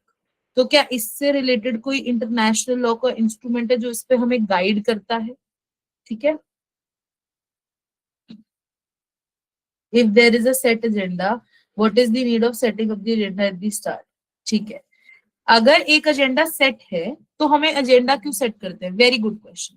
पहली बात तो ये एजेंडा सेटिंग प्रोसेस है ना, ये मोस्टली तब होता है जब there are more than one agendas. ठीक है, जब एक एजेंडा होता है तो technically if you want you can skip it in terms of MUNs, but UN में इसलिए ऐसा होता है, या एजेंडा सेटिंग किसी भी फॉर्मल प्रोसीडिंग में इसलिए इंपॉर्टेंट होती है क्योंकि अगर आप जिस भी बॉडी में बैठे वो बहुत सारी चीजें डिस्कस कर सकती हैं. भले ही हमने आपको एक एजेंडा सेट करा, बट आप प्रोसीजरली स्पेसिफाई कर रहे हो कि आज हम ये डिस्कस करने वाले हैं. ठीक है, चलो नो योर एजेंडा. ठीक है, आगे बढ़ते हैं. वाओ, रिसर्च तो जल्दी जल्दी समझ रहे हो आप लोग. ये मैंने आपको ऑलरेडी समझा दिया है, international law and all of that. तो मैं आगे बढ़ती हूँ. अब जब भी आप कोई चीज कवर करते हैं तो आपको कवर करना है स्टेपल. ठीक है, staple aspect of it. Staple aspect क्या है आपका? सोशल, टेक्नोलॉजिकल, आर्म्स या army related, political, legal and economic. Not just in MUN, in general आप कोई भी इशू समझने की कोशिश कर रहे हैं तो आप देखेंगे कि उसका इम्पैक्ट ये एरियाज, ये 6 एरियाज में क्या है. ठीक है, तो यू नीड टू अंडरस्टैंड आपके एजेंडा का political impact, economic impact, social impact. क्या टेक्नोलॉजी इसमें कोई रोल प्ले कर सकती है? जैसे आई रिमेम्बर मैं एक MUN में चेयर कर रही थी एंड वहां पे एक डेलीगेट ने एक बहुत अच्छा सॉल्यूशन दिया था about how technology can be use to help refugees जो अपनी कंट्री छोड़ के भली वाटर से या किसी भी तरीके से एक दूसरी कंट्री में आए हैं, उनके साथ कोई अब्यूज ना हो by the coast guards and everybody. तो यहाँ पर हम AI या टेक्नोलॉजी का यूज करके हम सबके लिए एक नंबरिंग सिस्टम स्टार्ट कर सकते हैं. ऐसा कुछ सॉल्यूशन था.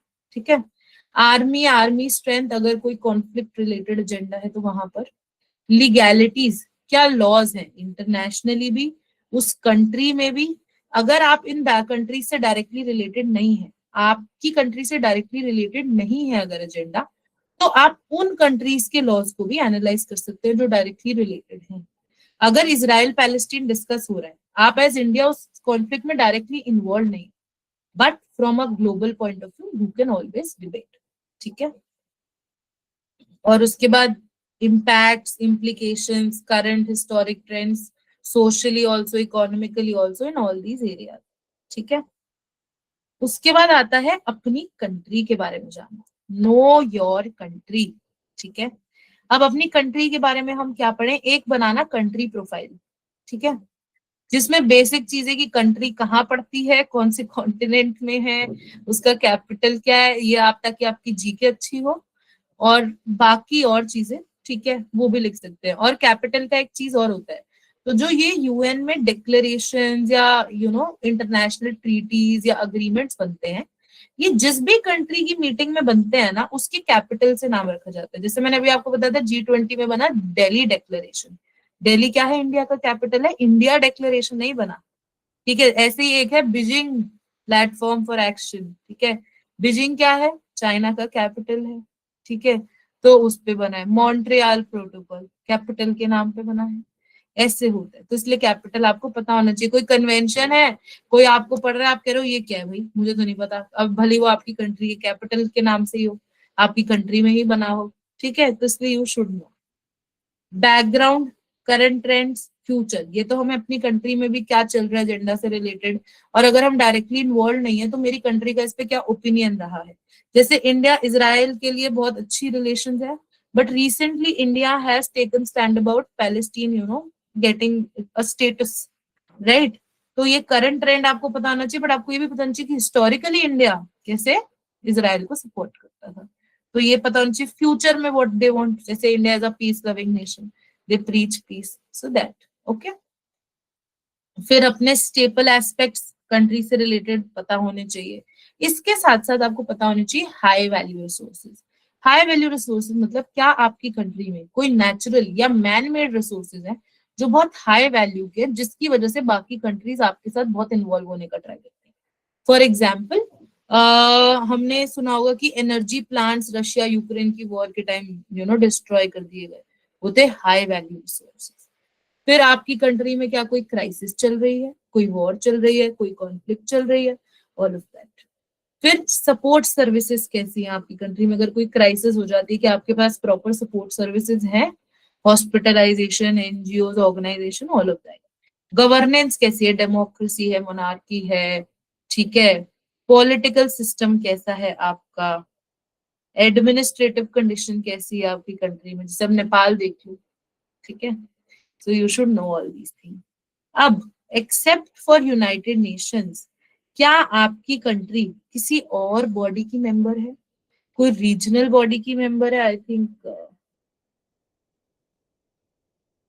लाइट गई, आवाज आ रही है आप लोगों को मेरी? Give me a thumbs up. I don't know, it's very unusual here, ठीक है। चलो कोई बात नहीं, ऐसे करते हैं, आ गई वापस, ओके या ओके। चलो, उसके बाद एलाइज एंड नॉन एलाइज। कौन सी कंट्री से आपकी कंट्री की अच्छी रिलेशन है, वो आपके बन गए एलाइज, और जिनसे अच्छी रिलेशंस नहीं है वो बन गए नॉन एलाइज। बट एक कोटेशन कहते हैं हम, there are no permanent friends and enemies, ठीक है, इन द इंटरनेशनल सिस्टम। तो you should always remember that कि हो सकता है एक पर्टिकुलर इंस्टेंस पे, एक टाइम पीरियड पे दो कंट्रीज की अच्छी रिलेशन हो और बाद में वही वो प्रॉब्लमेटिक हो जाए। जैसे we all know India China, India ने कहा अपनी सीट भी गिव अप कर दी थी, और इंडिया चाइना के रिलेशन देन बीच में कितने खराब रहे। Now again it is seen की थोड़ा डेवलपमेंट हो रहा है एक पॉजिटिव साइड पे। And last but not the least, very very important is foreign policy. अरे बस भाई, इतना रिएक्ट भी नहीं करना है, थैंक यू, इतनी वैलिडेशन देते हो आप लोग मुझे, थैंक यू वेरी मच, ठीक है। अब आते हैं फॉरेन पॉलिसी पे। फॉरेन पॉलिसी सिंपली है कि मेरी country, anything that is foreign, not related to my country, is beyond my country, वो फॉरेन चीज, वो फॉरेन नेशन से, वो फॉरेन ऑर्गेनाइजेशन से डील करने के लिए मेरी कंट्री की क्या स्ट्रेटजी, क्या पॉलिसी है। फॉर एग्जाम्पल, आप रेयरली देखोगे कि इंडिया जो है वो पाकिस्तान के साथ मिलकर कोई इनिशिएटिव ले इंटरनेशनली, ठीक है, but you will see that India will do such things with Russia, ठीक है। तो that is where the idea of foreign policy comes in, how your country strategize to deal with other countries and international organisation. जैसे India G20 के में बहुत actively involve है, UN की कुछ बॉडीज में बहुत एक्टिवली इन्वॉल्व है, सो दैट इज दैट, ठीक है। These are the things that you need to research. आपको अगर स्क्रीनशॉट लेना है तो मैं एक काम कर सकती हूँ, ठीक है, कि मैं एक सिंगल पेज पे इसको कर देती हूँ, ठीक है। या आप फिर अभी आपको रिकॉर्डेड सेशन यूट्यूब पे मिलेगा, आप देख लेना, वहाँ कमेंट लाइक भी कर देना, ठीक है। मैं I would also feel like some influencer for one day. Okay, ये समझ आया? यहाँ तक किसी को कोई डाउट है? कैसे करना है रिसर्च? एनीबॉडी? ये तो बहुत सिंपल था आई थिंक, है ना? पूरे सेशन में आई थिंक यही थोड़ा सिंपल था. We need to research about all countries और आस्क. आप अपनी कंट्री के बारे में बहुत अच्छे से रिसर्च करेंगे, बट आपको एक ग्लोबल पर्सपेक्टिव से भी रिसर्च करना है. यानी कि अगर कहीं कुछ मेजर हो रहा है तो आपको वो पता होना चाहिए. ठीक है, तभी तो आप दूसरी कंट्री को क्वेश्चंस वगैरह भी कर पाएंगे. ठीक है, देखो टाइम है 10 मिनट लेके how to write a speech समझा दूं क्या, या आज थक गए हो? अगर इफ यू आर टायर्ड तो थम्स डाउन दे दो मुझे. ठीक है, फिर मैं समझ जाऊंगी कि आज नहीं कराना. चलो ठीक है, जो चाहते हैं कि आज करा दे वो थम्स अप दे दो. 10 मिनट लगेंगे पक्का, प्रॉमिस है. बहुत इजी है, बहुत इजी. एटलीस्ट आप स्पीच बना. चलो ठीक है भाई, बहुत टायर्ड हो आप लोग, गुस्सा कर रहे हो, ओके नहीं बताते. ठीक है, चलो एक दो चीजें और है वो सुन लो बस. ओके, ध्यान से, फिर मैं आप लोगों के डाउट्स लूंगी, बट एक दो चीजें आप प्लीज मेरे से ध्यान से सुने. ठीक है, अभी के लिए अपने रिएक्शंस और सब कुछ रोक दीजिए, फिर हम डाउट सेशन करते हैं थोड़ा सा. ठीक है, तेजस कह रहे हैं करा दो मैम. ये देखो आपके बडीज मान नहीं रहे हैं. कोई बात नहीं, स्पीच लिखना 10 मिनट का है, वो कल मैं आप लोगों को समझा दूंगी. ठीक है, चलो okay. Where is it? Yes, हमने बात की थी ना मोशंस रेज करने की, कि आप में से किसी ने मुझे बोला था कि अरे मैम मोशन कैसे रेज होते हैं, राइट? तो मैं बस आपको उसका फॉर्मेट दिखा रही हूँ, आप वो स्क्रीनशॉट ले लेना, और साथ ही साथ मैं आपको एक बार फटाफट से 5 मिनट में वो समझा दूंगी. ठीक है, फिर we will do our doubt session. Okay, मैंने ऑलरेडी लिखे हुए, मैं टाइप करूंगी बहुत देर लग जाएगी. ठीक है, तो इसलिए मैं कॉपी पेस्ट ही करूंगी. ओके, और एक दो चीजें और आपको जो रिसर्च करनी है वो आप हमेशा, अभी क्वेश्चन मत भेजो, मैं अभी 5 मिनट में आपको खुद बोलूंगी भेजो, तब भेजना, मैं वहां से देखना शुरू करूंगी. ठीक है, तो बेसिकली आपको जो भी रिसर्च करनी है वो आप गवर्नमेंट साइट से, यूएन की साइट से कर सकते हैं. ठीक है, do not refer to news channels, क्योंकि न्यूज चैनल्स भी ना बायस्ड होते हैं बेस्ड ऑन उनको कहाँ से फंडिंग आ रही है. ठीक है, तो इसलिए these two are very credible sources. अगर आपको एनालिसिस समझनी है तो आप रिसर्च पेपर्स देख सकते हो, वो आपको बहुत अच्छे से एनालिसिस करना, इंटरप्रिटेशन करना सिखाते हैं. ठीक है, चलो अब मैं मोशंस बता देती हूँ फटाफट से, जिसको स्क्रीनशॉट लेना है वो ले सकते हैं. मैं एक पेज पे ही कर देती हूँ सेपरेटली. वेट,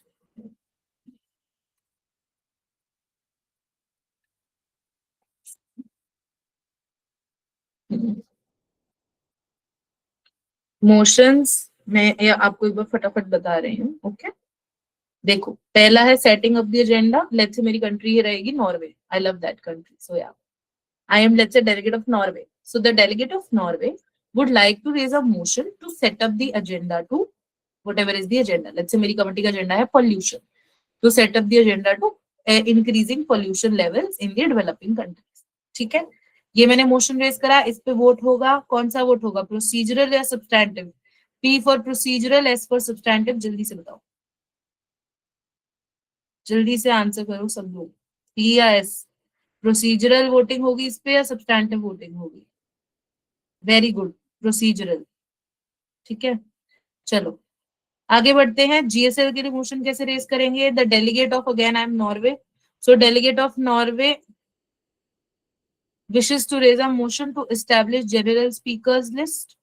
ठीक है, उसके बाद अगर मुझे मॉडरेटेड कॉकस करना है, ये ध्यान से सुनो आप, तो मॉडरेटेड कॉकस के लिए कैसे रेज करेंगे हम लोग?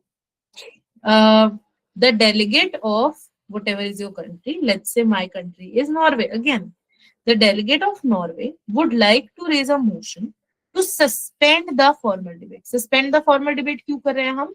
क्योंकि हमने बोला था ना कि कुछ जीएसएल्स लेंगे फिर मॉडरेटेड कॉकस करेंगे, फिर कुछ जीएसएल्स लेंगे फिर मॉडरेटेड कॉकस करेंगे. तो अभी के लिए हम हमारा जो फॉर्मल डिबेट यानी कि जीएसएल है उसको सस्पेंड कर रहे हैं, रोक रहे हैं. इसीलिए to suspend the formal debate and move into a moderated caucus. ठीक है, अब हम करना चाहते हैं मॉडरेटेड कॉकस, स्पेसिफाई करना है हमें on the topic let's say causes for pollution. ठीक है, मेरा मेन एजेंडा पोल्यूशन था, मैंने उससे एक सब टॉपिक बनाया मॉडरेटेड कॉकस का, कॉजेज ऑफ पोल्यूशन. ठीक है, for total time being 20 minutes with individual speakers time being 60 seconds. तो मेरा पूरा मोशन 20 मिनट के लिए चलेगा और हर स्पीकर को 60 सेकंड यानी 1 मिनट मिलेगा, तो 20 स्पीकर्स को 1 मिनट बोलने का चांस मिलेगा। ठीक है, अब वही अनमॉड में भी सस्पेंड तो करना ही पड़ेगा formal debate, so the delegate would like to raise a motion to suspend the formal debate, ठीक है, and move into unmoderated caucus for total time being dash. इसमें आपको there is no need for you to tell a the topic, क्योंकि ये एक informal discussion, you can do discuss anything related to the committee और otherwise. And साथ में इसमें आप स्पीचेस नहीं दे रहे, तो what is the point of individual time, ये तो आप ग्रुप डिस्कशन कर रहे हैं ना। और लास्ट है एडजर्नमेंट ऑफ द कमिटी का मोशन, कि the delegate of Norway would like to raise a motion to adjourn the committee, committee हम बंद करना चाह रहे हैं। ठीक है, ये हो गए मोशन, सब इसका स्क्रीनशॉट ले लो, ये कमिटी में आपको रेज करने पड़ेंगे बार बार। ठीक है, इसके बाद रितिका क्या हो गया, आप क्यों गुस्सा हो, आ रही हूँ मैं चैट बॉक्स में, थोड़ा सा रुक जाओ। ठीक है, क्योंकि देखो बहुत सारी चीजें और कल का ही सेशन बचा है, या तो फिर मुझे बाद में एक्सटेंड करना पड़ेगा, फिर आप ही लोगों को अच्छा नहीं लगेगा, तो इसीलिए मैं कह रही हूँ। ठीक है, चलो ये हो गया हमारा how to raise a motion. Okay, अब हम आ जाते हैं हमारे डाउट्स पे। ठीक है, तब तक मैं ये रिसर्च पार्ट पे छोड़ देती हूँ, अगर किसी को कुछ भी देखना हो तो। अब जो भी डाउट्स हैं, स्टार्ट शूटिंग डाउट्स नाउ। ठीक है, so I will start seeing from now. ठीक है, 41 हो रहे हैं यहाँ से। ओके, मोशन क्या होता है, अगर आपको कमिटी में एमयूएन में कुछ भी कराना है, डिबेट कराना है, moderated caucus unmoderated caucus break करानी है, तो यू रेज अ मोशन। ठीक है, and after raising that motion, अब बाकी सब उस पर वोट करते हैं। ठीक है, अगर आपको सिंपल मेजोरिटी या स्पेशल मेजोरिटी मिल गई बेस्ड ऑन किस टाइप का मोशन है, तो आपका मोशन पास हो जाता है, फिर हम एग्जीक्यूट करते हैं, यानी कि यहाँ पे हर चीज जो है that happens democratically with voting. Okay, चलो, how do we raise a motion for a break, वो प्रोसीजरल में ही आता है, यूजुअली हम लोग करते नहीं, because that wastes a lot of time. Okay, how can you please tell help with average length of debate. Average length of debate मतलब आप स्पीच का कह रहे हैं, तो देखिए अपनी अपनी स्पीड होती है, जो लोग तेज बोलते हैं वो 90 सेकेंड या 60 सेकेंड में बहुत सारा कवर कर लेते हैं, जो धीरे बोलते हैं वो उतना नहीं कर पाते।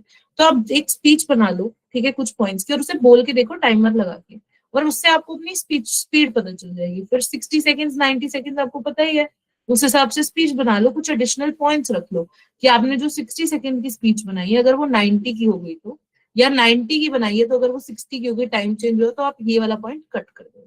ठीक है, ये कल मैं स्पीच राइटिंग में और डिटेल में आपको बता दूँ। What should be ideal time included in GSL speech? And so basically जब हम बात करते हैं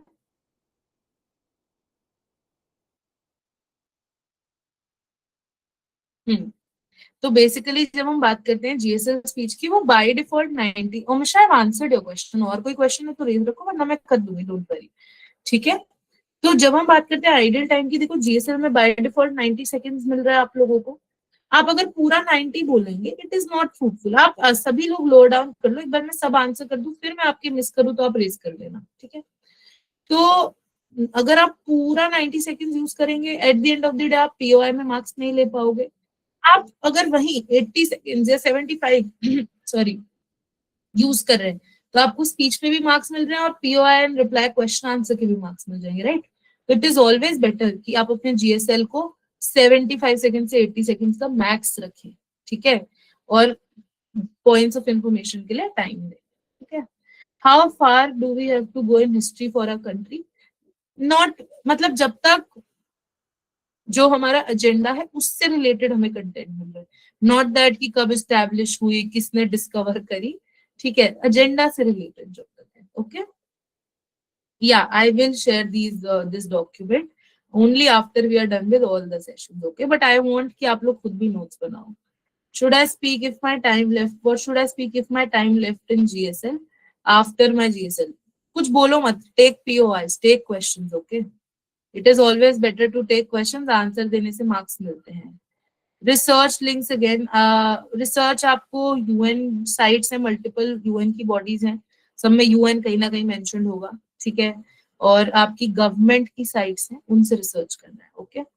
what should we do if somebody uses offensive language against us? अगर वो है मतलब ऐसा कि idiotic delegate is speaking this, ऐसा थोड़ा बोल रहे हैं स्पीच में, तो आप राइट ऑफ रिप्लाई यूज कर सकते हैं। बट अगर एक्चुअल में कोई आपको व्यूज बियॉन्ड दी एमयूएन, ठीक है, ऐसे बदतमीजी कर रहे हैं, तो उस केस में यू कैन कंप्लेन पहले ईबी को and then to me, I will be there in the conference, ठीक है। आप मुझे कंप्लेन करिए, उसका एक proof रखिए अपने पास, एंड देन हम लोग नेसेसरी एक्शन लेंगे, पॉसिबली उस डेलीगेट को निकाल कर घर भेज देंगे, ठीक है। हम ऐसा कर देते हैं, we have sent people back home जो मिसबिहेव करते हैं, there is no, we are very chill, otherwise we want to have fun and we want you to have fun, but अगर कोई मिसबिहेव कर रहा है तो वी डोंट वांट कि कोई किसी और को फन ना करने दे, ठीक है। तो सिंपल हमारा रूल है इस नोविसेस कॉन्फ्रेंस का कि if you are respectful to others you are most welcome, otherwise you can stay at your home, ठीक है। डॉक्यूमेंट अभी भेजूंगे तो तुम लोग नोट्स नहीं बनाओगे, तीनों सेशन हो जाने दो, उसके बाद मिलेगा डॉक्यूमेंट, ठीक है। पॉइंट्स कैसे रेज करते हैं, आप सभी को एक फ्लैग कार्ड मिलेगा, उस पे आपकी कंट्री लिखी होगी, लेट्स से ये मेरा फ्लैग कार्ड है, इस पे मेरी कंट्री लिखी है, वो बड़ा होता है वैसे, तो मैं एग्जांपल दे रही हूँ, तो आई जस्ट रेज इट, कुछ भी चल रहा है कमेटी में, I just raise it, EB will ask me खुद से कि delegate to what point you rise, तो आपको बताना है point of personal privilege inquiry, all of that, ठीक है। Ma'am can you help, can we take this research work in return in, हाँ हाँ, आप रिटर्न में अपनी रिसर्च लेके जा सकते हैं, आपको अपने डिवाइसेस पे लेके जाना है, पीडीएफ वगैरह वो लेके जा सकते हैं, देयर इज नो नीड कि आप ऐसे मतलब सब कुछ रिकॉल करें, इवन आप रीड करके स्पीचेस देते हैं, कोई भी याद करके नहीं आता है, ये डिबेट कॉम्पिटिशन नहीं है, ठीक है, ओके। मोशन की लिस्ट में आपको दोबारा दिखा दूं, ओके रावी, अभी I just screen share again for you, okay. Done, आप, मैं आपको दिखा रही हूँ, आप स्क्रीनशॉट ले लो, ये लो, ठीक है, मैं 2 मिनट में स्क्रीन शेयर ऑफ कर दूंगी, आप अभी ले लो, okay. Can you share major tips for unmod, how to participate enthusiastically? Unmoderated caucus में ना बहुत लोगों को लगता है कि अगर हम चीखेंगे बहुत तेज, ठीक है, तो हमारे को ज्यादा मार्क्स मिलेंगे and all of that, but this is not true, ठीक है। अनमॉड में जो भले कामली आप बात करें, पर अगर आपकी बात से पूरे ग्रुप का डिसीजन इन्फ्लुएंस हो रहा है तो आपको मार्क्स मिलेंगे, ठीक है। तो it is always better to make sure कि आप अनमॉड इस तरीके से फेलिसिटेट करें कि आप दूसरे लोगों के बीच में म्यूचुअल रिस्पेक्ट है, सबकी बात सुनी जा रही है, रादर देन चीखना चिल्लाना, ठीक है। Can you share this document, I have already told, मैं तीनों सेशन के बाद कर दूंगी। How to give a time to another delegate, जब जीएसएल हो जाएगा, टाइम बचेगा, तो ये भी खुद पूछेंगे, delegate how do you wish to yield your remaining time, तो आपको बोलना है delegate wishes to yield it to another delegate. अगर आप सिर्फ बोलते हैं अनदर डेलीगेट, तो जिसकी स्पीच आपके जस्ट बाद है उन्हें मिल जाएगा, बट अगर आपको उनको नहीं देना जिसकी स्पीच आपके बाद है, किसी और को देना, तो यू कैन स्पेसिफाई इधर delegate wishes to yield their remaining time to let's say China, ठीक है। How much time do we spend in researching, up to you, सबका अपना अपना है कि आपको कितनी देर रिसर्चिंग में स्पेंड करना है, कोई बच्चे हैं जो एक रात पहले करते हैं, कोई बच्चे हैं जो अभी से शुरू हो गए हैं, तो अप टू यू, ठीक है। हाँ, तो basically UNEA, United Nation Environment Assembly is highest decision making body on the environmental matters, ठीक है। आप रीड करें, ठीक है, क्योंकि ये जो फंडामेंटल क्वेश्चंस है ना, ये मैं आपको बता दूंगी, but it will never stay with you, it will only stay with you when you go into depth of it, ठीक है। ओपनिंग स्पीच और जीएसएल में क्या डिफरेंस है, ओपनिंग स्पीच सिर्फ स्टार्टिंग में दी जाती है, ठीक है, इंडियन कमिटीज में होती है, यूएन कमिटीज में नहीं होती है। जनरल स्पीकर्स लिस्ट जो है वो बेसिकली एक ऐसी स्टेटमेंट है जिसमें आप अपना स्टैंड दे रहे हैं on anything that you feel is important to the agenda, but it could come in the starting also, it could come at the very end also, तो आपको अपनी स्पीच उस हिसाब से देनी है जिस हिसाब से कमेटी का फ्लो चल रहा हो। अगर आप फर्स्ट स्पीकर हैं और आप टॉपिक एक्सप्लेन कर रहे हैं, इट मेक सेंस, बट वहीं अगर आप लास्ट स्पीकर हैं और आप टॉपिक एक्सप्लेन कर रहे हैं, तो it would not make sense, rather giving a solution और concluding the committee would make sense, right, ठीक है। When do we give? There is no need to give position paper.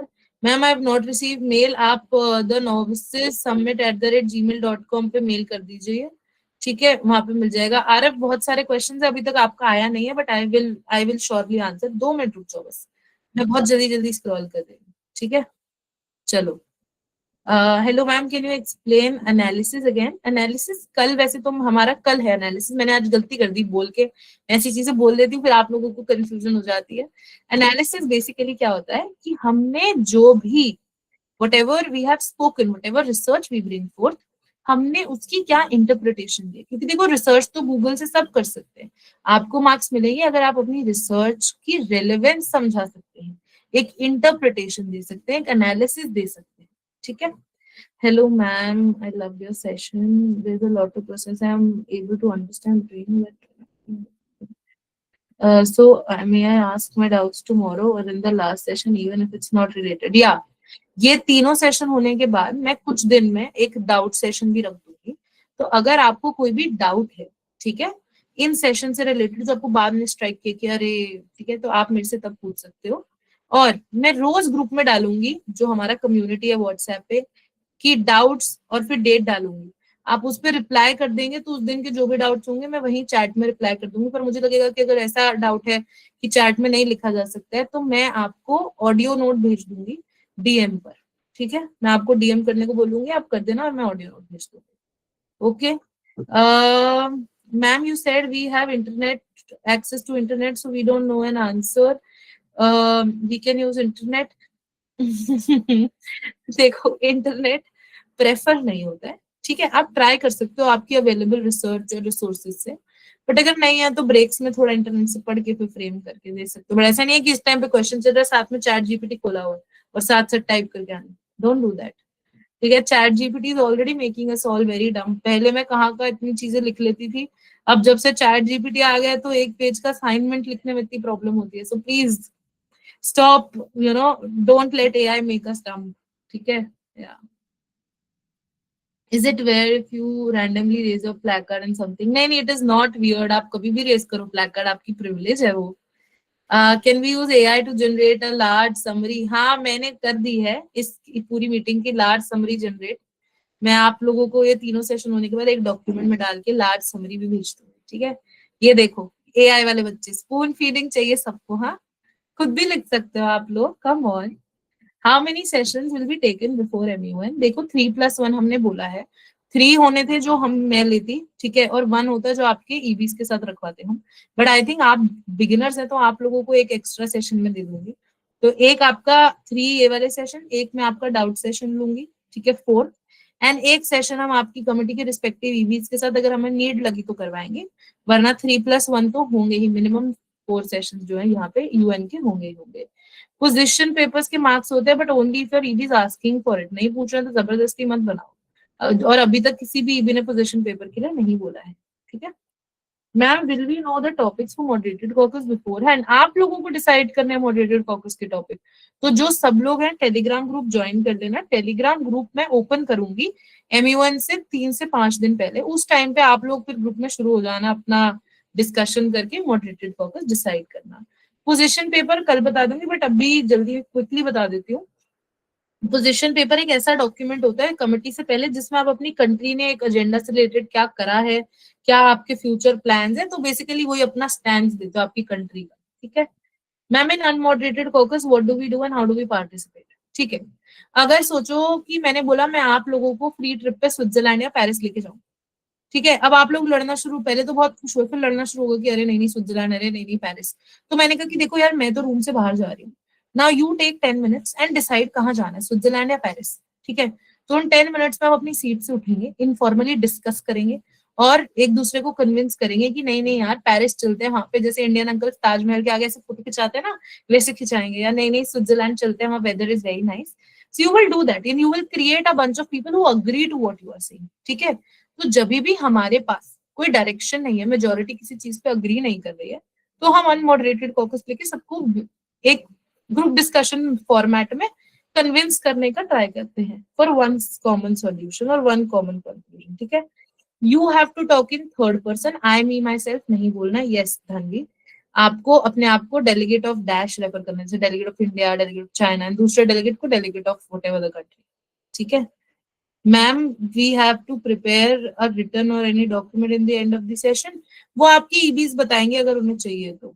ठीक है, हाँ आरव, मैं लार्ज समरी जनरेट करके आपको दे दूंगी। Ma'am AI can also go through, but AI will, Aarav then what is your hard work, है ना?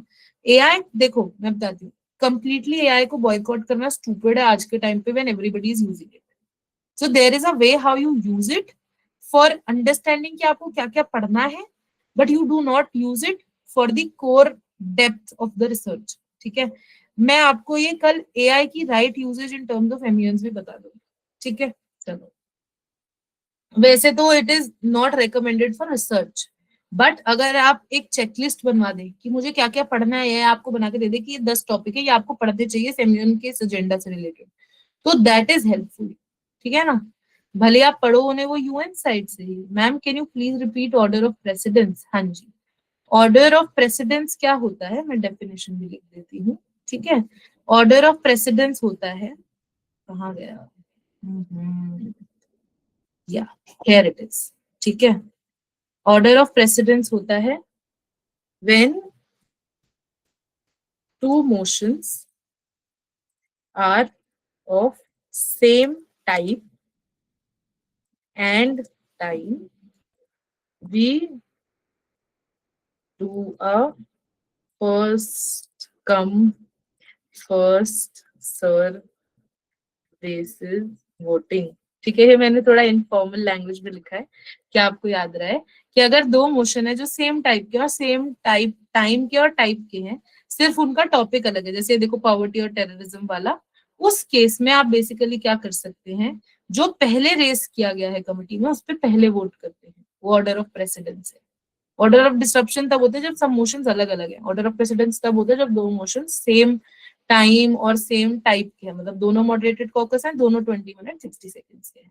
ठीक है, समझे? चलो आगे बढ़ते हैं हम हमारी डाउट्स वाली इससे.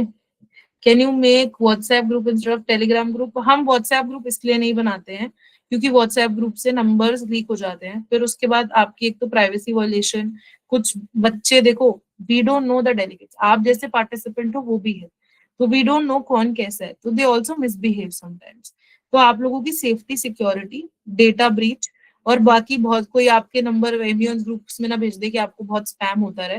ठीक है, हम राइट रखते हैं आपको स्पैम रखने का, और कोई ऐसा ना करे. तो for the privacy and security हम लोग टेलीग्राम पे रखते हैं, क्योंकि टेलीग्राम पे एक फीचर है कि आप अपना फोन नंबर हाइड कर सकते हो.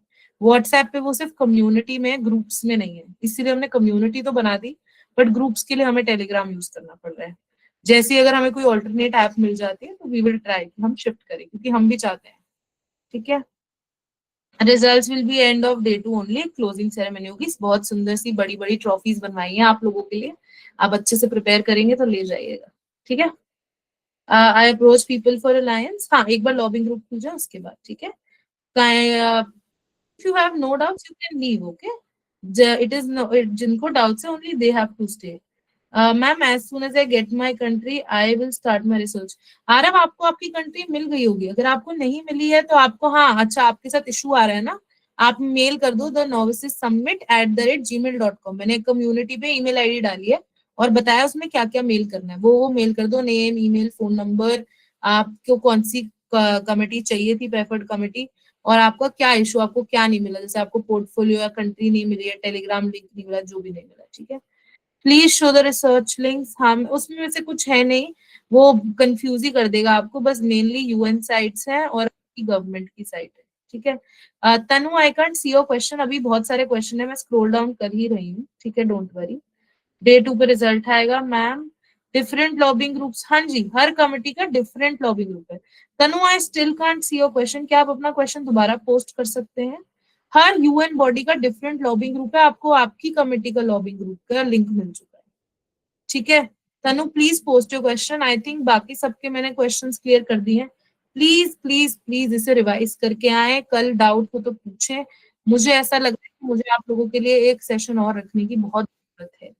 ठीक है, तो आई विल कीप इट, या फिर कल हम थोड़ा जल्दी शुरू करें अगर आप लोग कंफर्टेबल हैं तो, ऐसा भी कर सकते हैं हम लोग. थम्स अप दे दो अगर आप कंफर्टेबल हो तो. ठीक है, आई डोंट नो सब होंगे नहीं होंगे, I will ask in the group. Okay, वरना एक सेशन तो मैं आपका और रखी होगी, डोंट वरी. ठीक है, 4 तो होने ही है, मतलब मेरा मतलब है 5 हो जाएंगे आपके. ठीक है, ओके, अगर नहीं कर रहे जल्दी 8 बजे करेंगे, गुस्सा मत हो प्लीज, ठीक है। तनु ने पूछा है we should know support service only related to, या अपनी कंट्री से रिलेटेड है बेसिक सर्विसेज पता होनी चाहिए, बाकी कंट्रीज को अगर आप सोल्यूशन रेकमेंड करो तो हाँ, ठीक है। फॉरेन पॉलिसी क्या होता है कि आपकी कंट्री का क्या स्ट्रैटेजी है with regards to dealing with other countries, ठीक है। फॉर एग्जाम्पल मैं इंडिया हूँ तो मुझे पता है कि I don't want to gel with Pakistan, I don't want to take up any initiatives with Pakistan, but I can do that with Russia. So my foreign policy towards Pakistan is different and how I deal with Russia is different. Foreign हो गया अपनी country के beyond कुछ भी, right, तो उनसे deal करने का जो भी आपका प्लान एंड पॉलिसी है वो हो गया आपकी फॉरेन पॉलिसी। तनु अगर समझ आ गया तो give me a thumbs up please, so that I know आपको फॉरेन पॉलिसी समझ आई है। नहीं आई है तो थम्स डाउन दे दो, मैं एक और एग्जाम्पल दे दूंगी, कोई बात नहीं। मैम इन एवरी कमिटी, या हर कमिटी का अवार्ड होगा, हर कमिटी में बेस्ट डेलीगेट, नहीं आया है समझ, ओके मैं बताती हूँ दोबारा, ठीक है, एग्जाम्पल से लेते हैं। लेट्स से आप एक कंट्री ए में है, ठीक है, आपकी कंट्री है कंट्री ए, ठीक है, कंट्री बी जो है वो उन उनके साथ आप ट्रेड करते हैं और आपकी नॉर्मल रिलेशंस है, ठीक है। और जो कंट्री दूसरी कंट्री है कंट्री एक्स से आपकी बहुत अच्छी रिलेशन है, तो आपकी कंट्री जब अपना इंडिपेंडेंस डे ऑर्गेनाइज करती है तो वो कंट्री एक्स के प्राइम मिनिस्टर को बुला लेती है। क्यों बुला लेती है? क्योंकि आपकी उनसे अच्छी रिलेशन है। आप प्लान करते हो कि आप लोग साथ में एक इनिशिएटिव स्टार्ट करेंगे for investment in let's say investment in some special economic zone. और सिंपल अगर मैं इसको करूं तो अगर इंडिया और पाकिस्तान साथ में कोई इनिशिएटिव लेते हुए दिख जाए MUN में, जो कि रियलिटी में पॉसिबल नहीं है, तो वो उनकी फॉरेन पॉलिसी वायलेशन है। फॉरेन पॉलिसी मतलब आपकी कंट्री कैसे बाकी कंट्रीज के साथ रिलेशन मेंटेन करती है, कैसे उनके साथ डील करती है, ठीक है। हो सकता है कि आपकी कंट्री एक कंट्री को हेल्प करे बट दूसरी को ना करे, ठीक है, based on the relation. I think अब समझ आ गया होगा। हाँ, तो रिजल्ट्स ऑन द स्पॉट होते हैं दीप्ति। सो बेसिकली MUN जब हो जाता है 2 दिन का, सेकंड डे के एंड पे क्लोजिंग सेरेमनी होती है, उसमें रिजल्ट्स अनाउंस किए जाते हैं, ठीक है। Ma'am what about someone who is online? Online committee की क्लोजिंग सेरेमनी आई थिंक हम वो आपको बता देंगे कि उसकी सेरेमनी होगी या उसके सिर्फ डायरेक्टली अवार्ड्स अनाउंस होंगे, ठीक है। तनु कैन यू टाइप, क्योंकि इसमें वो स्पीकिंग वाली वो सेटिंग डिसेबल हो रही है, आई एम सो सॉरी, ठीक है।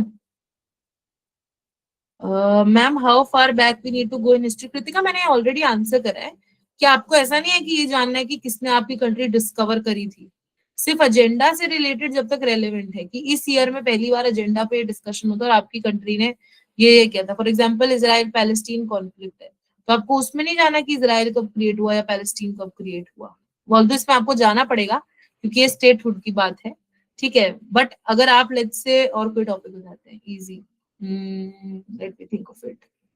हाँ, अगर आपको Afghanistan and Taliban take over और इसके बारे में पढ़ना है तो आपको उस टाइम पे नहीं जाना जब तालिबान का टेक ओवर नहीं हुआ था। इनिशियली पहले भी एक बार हुआ था, पहले भी रूल आया था, देन हटा था, देन अगेन, ठीक है। So that is how it happened. तो आपको सिर्फ उतना पढ़ना है जो रिलेटेड है, जब तक जो एजेंडा में गिवन है वो एग्जिस्ट ही नहीं करता तब तक पढ़ने का क्या पॉइंट है।